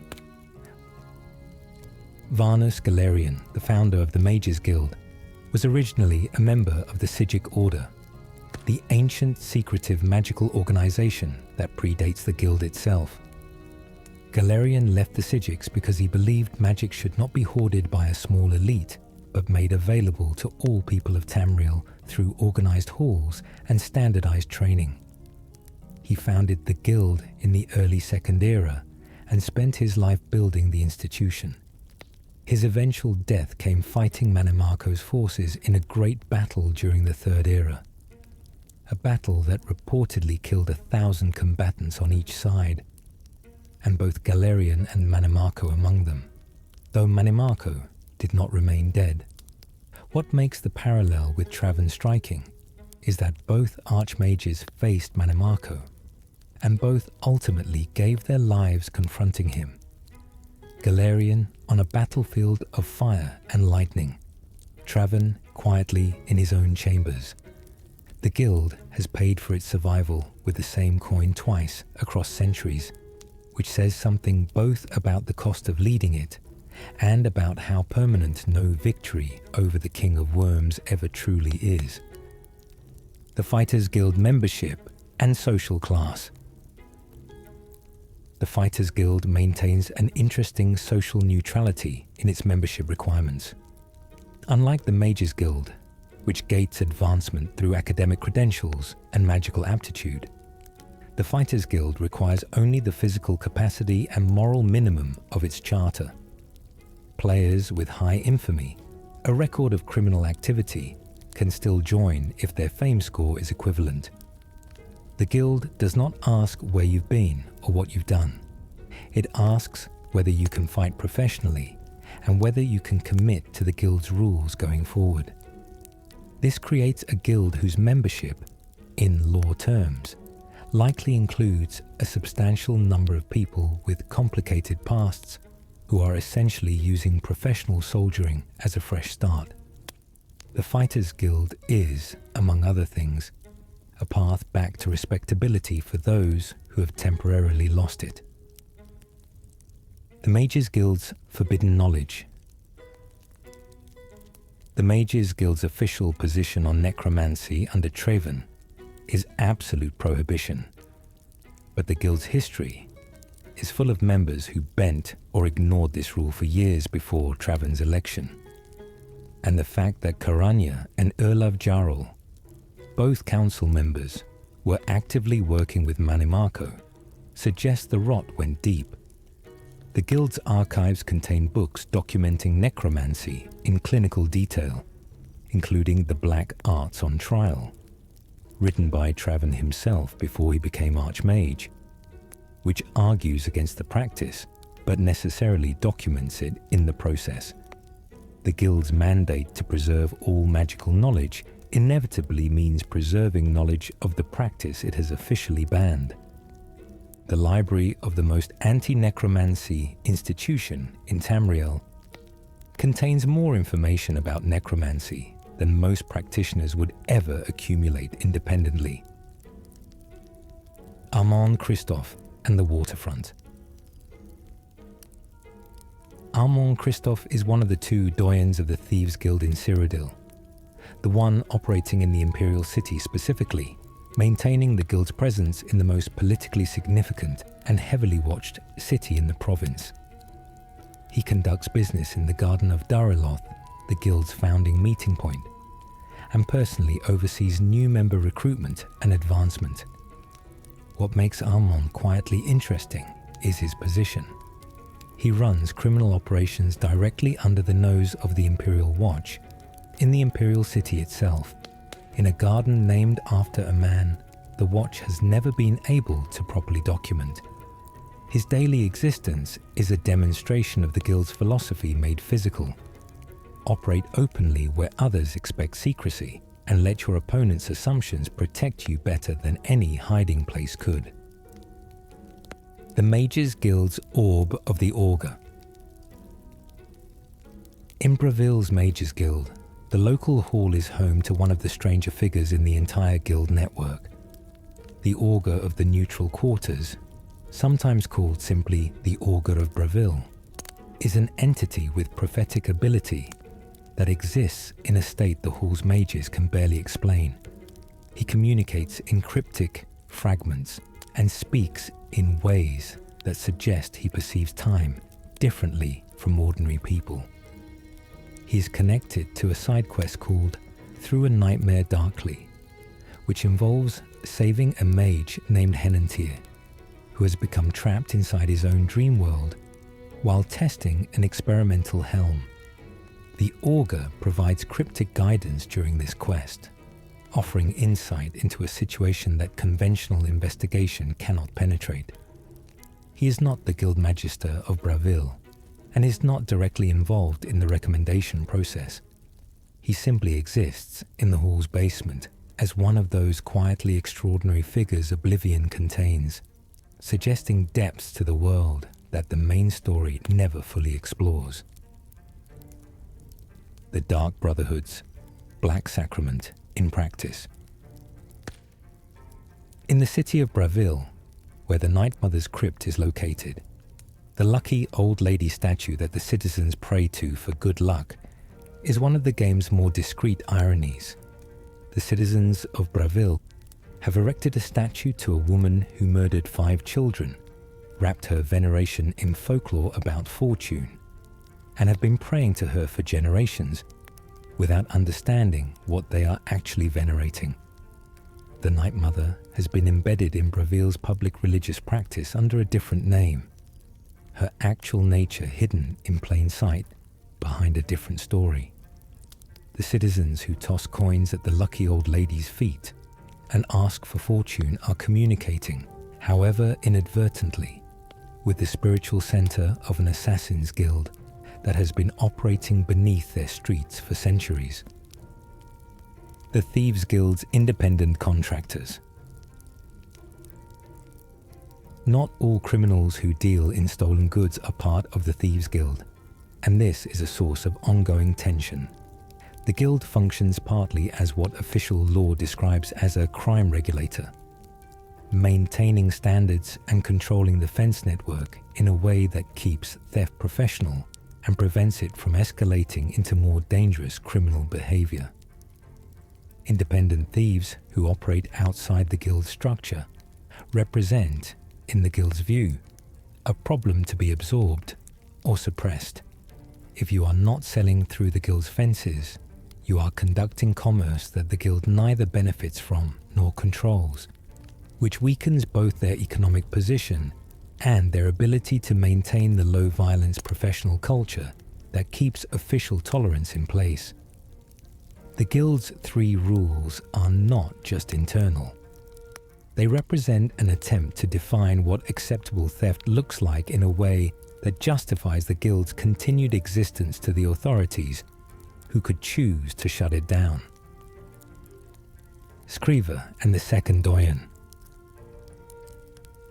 The Thieves Guild's second doyen, Scriver, a Khajiit operating out of Breville, serves the same functions as Armand Christophe, but covers a different geographical area and serves as a backup contact for situations where reaching Armand is difficult. The existence of two doyens for the Cyrodiil Guild reflects the organization's practical redundancy planning. A single point of failure in the leadership chain would be exploited by the Imperial Watch eventually. By maintaining parallel contacts in different cities, the Guild ensures that Guild business continues, even if one doyen is compromised. Scriver is also specifically mentioned as having the ability to remove Guild members' bounties and reinstate expelled members, making her functionally equivalent to Armand for all practical purposes. The Guild treats its own organizational resilience with the same professionalism it applies to its criminal work. The Fighters Guild's uniform. The Fighters Guild has no formal uniform requirement in Oblivion. Members wear what they choose, carry what they prefer, and present themselves with a variety of equipment choices that a mercenary organization would naturally produce. This stands in contrast to the Dark Brotherhood's strict shrouded armor aesthetics, the Mages Guild's robes, and the Thieves Guild's preference for light, dark clothing. The Fighters Guild's lack of standardized visual identity reflects its function. It is a professional organization, not a cult. Its members are known by reputation and by the guild hall they operate out of, not by a consistent visual signature. This practical approach to presentation extends to the guild's ethics. The rules that matter are the ones that affect professional conduct, not the ones that enforce cosmetic conformity. The Mages Guild's orrery. The Arcane University contains an orrery, a mechanical model of the celestial bodies that has fallen into disrepair by the time of Oblivion's main events. A guild member named Bothiel maintains it, or rather, monitors its broken state and waits for someone to fix it. The orrery is connected to one of the game's official add-ons, which provides the parts needed to restore it. In working condition, the orrery grants the player a temporary power based on the current phase of one of Tamriel's moons. Its existence in the Arcane University reflects the Mages Guild's interest in astronomy and celestial mechanics as a magical discipline. The movements of the stars and moons in Elder Scrolls lore have genuine metaphysical significance, affecting everything from birth signs to the availability of certain magical phenomena.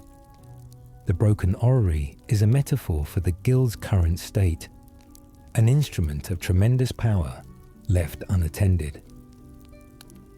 The Thieves Guild's waterfront base of operations. The Imperial City Waterfront District is the physical heart of the Thieves Guild's Cyrodiil operation, and its choice as a headquarters is pragmatically perfect. The waterfront is the poorest part of the Imperial City, a collection of docks, fishing shacks, storage warehouses, and the kind of improvised housing that accumulates wherever cheap labor congregates near water. The Watch patrols it, but with less focus than the wealthier districts. The residents are the kind of people who have learned not to ask too many questions about their neighbors. The Garden of Dariloth, where new members are tested at midnight, sits unremarkably among warehouses and rope stores. No one looks twice at figures moving quietly through the waterfront after dark. The guild chose its home not despite its poverty, but because of it. Marginalization is, for an organization that depends on invisibility, the most valuable real estate in the city. Vicente Valtieri's peculiar reading habits. Vicente Valtieri, the vampire assassin, who spends his 6 sleeping hours each day in his private quarters in the Cheydinhal Sanctuary, fills his waking hours with an unusual routine. He wanders for extended periods, sits and reads. The books he carries with him are part of his daily pattern. For a creature who has been alive for 300 years and has presumably exhausted most casual reading material multiple times over, this habit suggests that reading is less about information for Vicente and more about ritual, the maintenance of human-adjacent behavior in a being who no longer has most of the biological drives that structure an ordinary person's day. Vicente does not eat. He does not grow tired in the conventional sense. He reads, and he waits for the next contract, and he manages the Brotherhood's newest family members with the patience of someone for whom time is simply a very long corridor with no visible end. The Mages Guild's admission barrier and its costs. When Hannibal Traven tightened admission to the Arcane University alongside banning necromancy, the effect rippled through the entire organization. Local hall magisters became more powerful as gatekeepers. The university became less accessible to talented mages who lacked political connections within the system.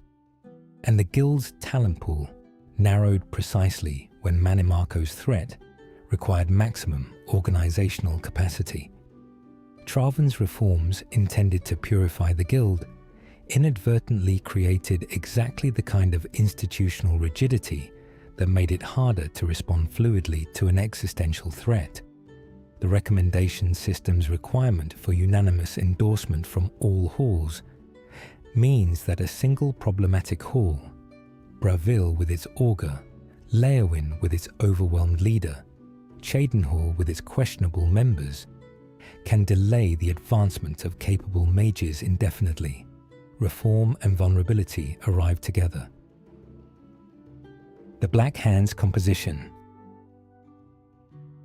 The Black Hand, the Dark Brotherhood's innermost governing council, consists of the listener plus 4 speakers. By the time of Oblivion's events, the speakers are Lucien Lechance, Jagasta, Alval Uvani, and Arquen. Each oversees a sanctuary and a network of operations within their area. What makes the Black Hand interesting as a governance structure is its small size. 5 people running an organization that operates province-wide through sanctuaries, contracts, and a network of silencers. The Brotherhood's actual operational capacity depends on the sanctuary members and their local knowledge.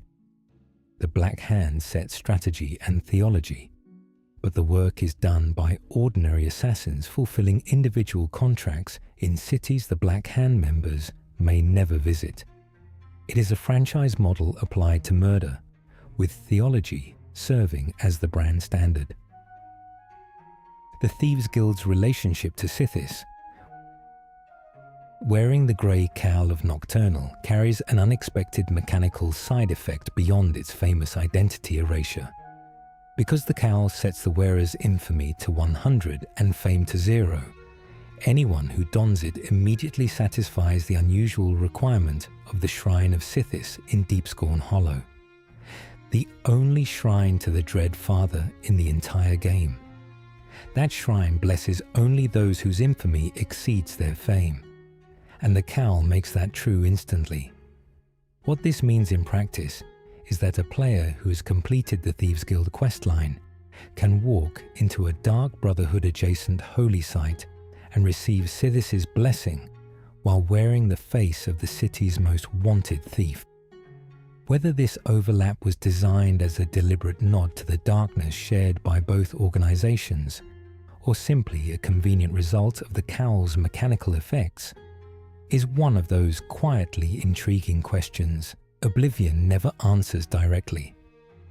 What it does suggest, at least on a symbolic level, is that the thief who operates under Nocturnal Sky and the assassin who kills in Sithis' name are perhaps not as separate as their respective guild halls would imply.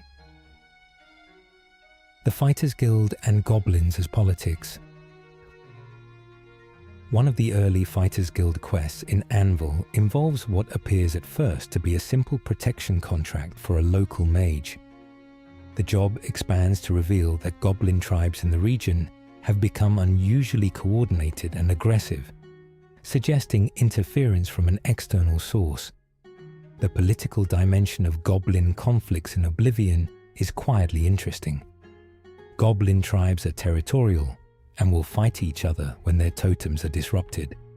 A piece of knowledge that citizens, nobles, and even guild contractors sometimes exploit to redirect goblin aggression away from settlements by manipulating the totems. The Fighters Guild's awareness of this dynamic transforms what looks like a straightforward pest control job into something more complicated, involving manipulation of creature behavior and the ethical question of whether deliberately inciting intertribal goblin warfare to protect human settlements is actually an improvement over direct confrontation. The Dark Brotherhood's expanding legend. Each new Grey Fox added to the legacy. Each new Brotherhood listener built the mythology. But the guilds of Cyrodiil are not just static institutions. They evolve, contract, and expand based on who inhabits them at any given moment. By the time the player arrives in Cyrodiil, every major guild is at a crossroads. The Mages Guild faces its existential crisis with Mannimarco. The Fighters Guild is losing the economic war with the Blackwood Company. The Thieves Guild is led by a man who cannot speak his own name. The Dark Brotherhood contains a traitor who will devastate it from within. None of these guilds are at their peak. Every quest line the player engages with is a story of an institution at a pivot point, requiring exactly one external agent, the hero of Kvatch, the player's character, to intervene at the precise moment when intervention can still make a difference. The listener's unique communion. After completing the Dark Brotherhood questline and achieving the rank of listener, players who return to the Night Mother's crypt in Bravil can experience the communication that defines the role. The Night Mother's whisper is audible only to the listener. No other character in the room can hear it. None of the scripted Brotherhood members respond to it, and the player receives the message in isolation. This mechanical detail reflects the theology perfectly. The listener is the only conduit, and the Night Mother's words exist in a space between the speaker and receiver that no one else can enter.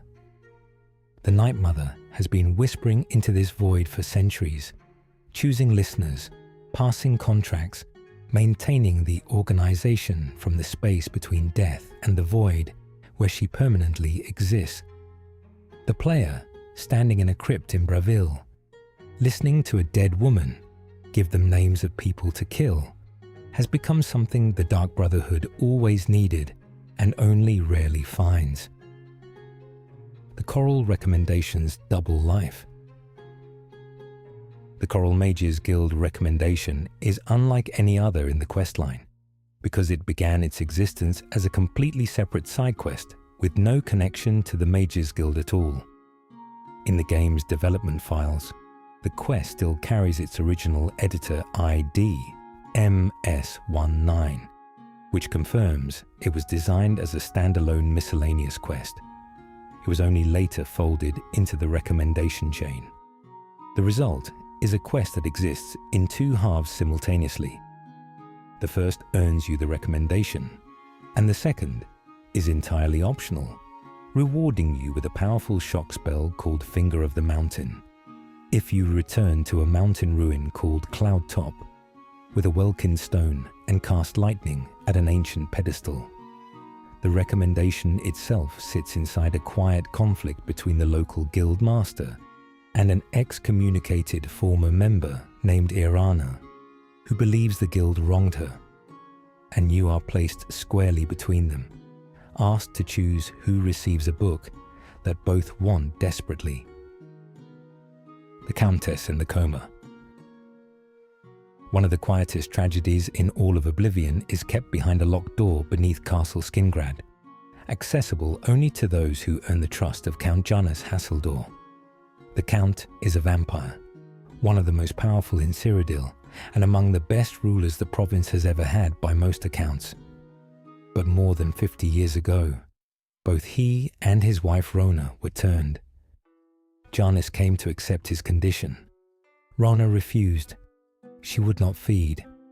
She hated what she had become so completely that she chose to simply stop eating and eventually slipped into a coma. Not quite dead, not truly living, suspended in the twilight between. Janus has been searching for a vampire cure for decades, not for himself, but for her. When the Mages Guild sends the player to Hassildor for information, they discover this entire hidden world. A count who has used his immortality to govern well, quietly suffering for a wife he cannot reach, in a secret chamber no one else knows exists. The cure that arrives too late. The Vampire Cure questline has one of the more quietly devastating endings in the game. After an extraordinary effort, tracking down a witch named Melisande near the Corbolo River, gathering rare ingredients including Argonian blood and the ashes of an ancient vampire, the player returns to Castle Skingrad with a completed potion. Halleos leads them to the Chamber of the Lost, where Rona Hassildor lies motionless. Melisande awakens her. Rona opens her eyes, confused and in pain, and asks Hassildor why he has disturbed her sleep. He tells her he has found the cure she always wanted. She thanks him, drinks it, and dies. Her body was simply too weak after decades without feeding. She died as a mortal, which was all she ever wanted. Her soul no longer the property of Molag Bal. Hassildor asks to be left alone and sends everyone away. He has spent 50 years working toward this moment. He got exactly what he sought, and he is alone in a room with her body when it ends. The Pale Lady beneath Skingrad.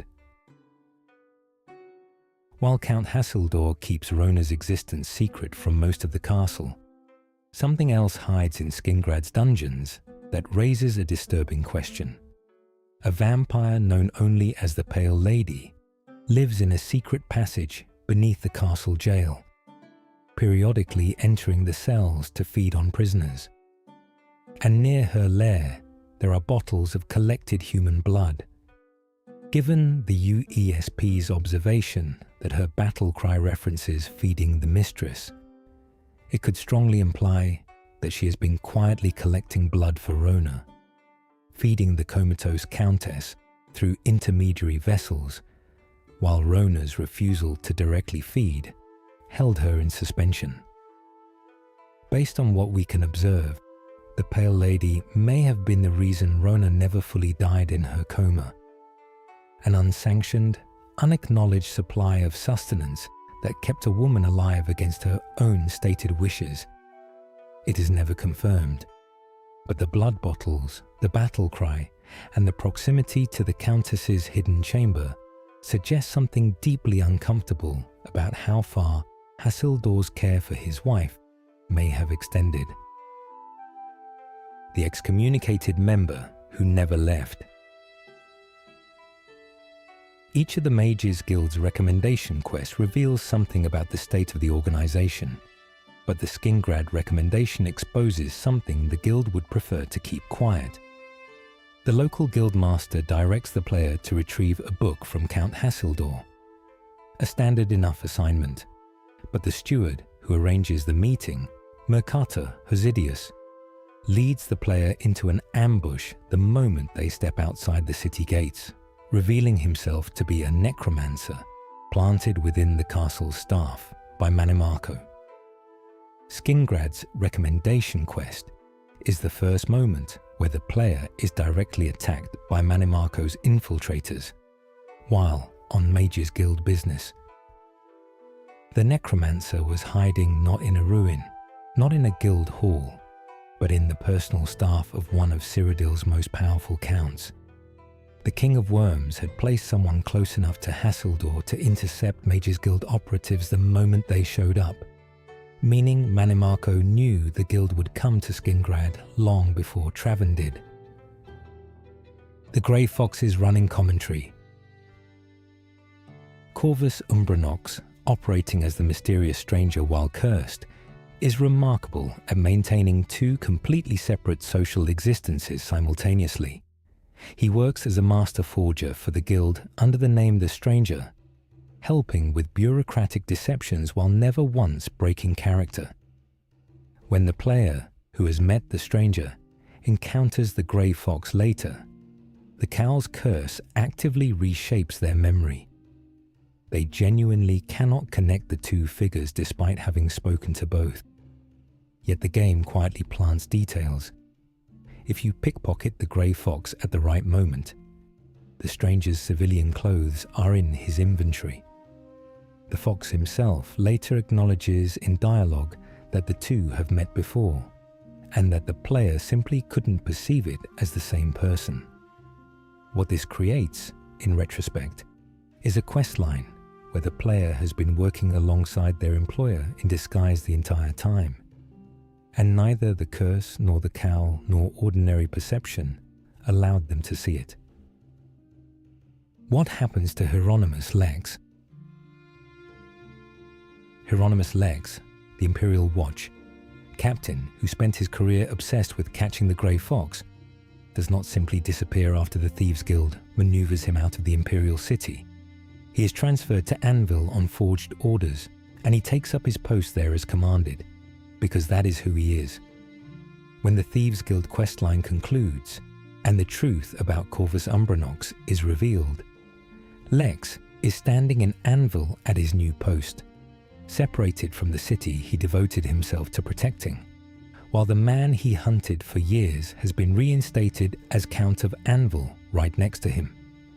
He and Corvus Umbranox, the former Grey Fox, are now in the same city. The Count he serves is the criminal he sought, and Lex, per his scheduling and behavior in the game, simply continues to do his job, patrolling, doing his duty, entirely unaware that the resolution to the mystery he could never solve is standing a short walk away in the castle he now guards. Oblivion never draws attention to this. It simply is. The Brotherhood's bonus. Whodunit.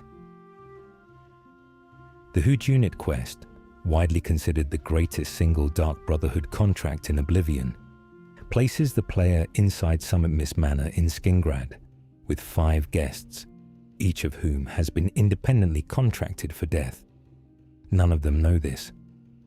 The beauty of the quest structure is that the player never has to resort to direct violence at all. The 5 guests can be manipulated through conversation. Their mutual suspicions escalated until they turn on each other, with the player serving as catalyst and witness rather than executioner. When certain guests discover a body, their reactions range from denial to accusation to outright panic, and each escalating discovery can be used to point suspicion at someone else. The bonus objective, completing the contract without a single guest being aware that they are in danger, is one of the hardest things in the game to pull off cleanly. It requires patience, timing, and a thorough understanding of each guest's schedule and disposition. It rewards a style of play the Dark Brotherhood exists to celebrate. The kill that no one ever sees coming and no one can explain afterward. The Fighters Guild's Goblin Totem System. Buried in Oblivion's world design is a detail that the Fighters Guild implicitly understands but rarely states directly. Goblin tribes operate on a totem system, and their totems can be moved. Each tribe has a sacred totem idol that defines their territorial range. Take the idol from one tribe's cave and place it in another tribe's territory, and the 2 tribes will go to war over it, rather than directing their aggression outward towards settlements. Multiple Fighters Guild quests involve goblin problems, and the game's general environmental design includes goblin totems in their lairs that a clever player can steal and relocate. This is never taught to the player explicitly, but the system exists and works. It is one of the more unusual pieces of world building in Oblivion, suggesting that the province's mercenary class has developed a kind of ecological understanding of the creatures they're paid to manage, finding ways to redirect rather than simply destroy wherever the contract allows. The Night Mother knew all along. The most unsettling implication of the Dark Brotherhood's final quest is something the Night Mother confirms in conversation after Mathieu Bellamont is dead. She tells the player directly that she has known about Bellamont's plot since he was a child. She watched it unfold. She could have stopped it at any point. She could have informed her listener, warned Lucien Lechance, or exposed Bellamont before the purification destroyed the Cheydinhal sanctuary. She chose not to. Her stated reason is that Ungolim, the previous listener, was weak and incompetent, and allowing Bellamont's scheme to run its course served as a brutal and efficient way of clearing out ineffective leadership. Every death, the sanctuary members, Lechance himself, all the Black Hand speakers, was permitted by the Night Mother, not because she could not prevent it, but because she found the outcome useful. She tells the player this with complete calm. Whether this reads as divine pragmatism or something colder is perhaps the defining question of everything the Brotherhood believes about its patron.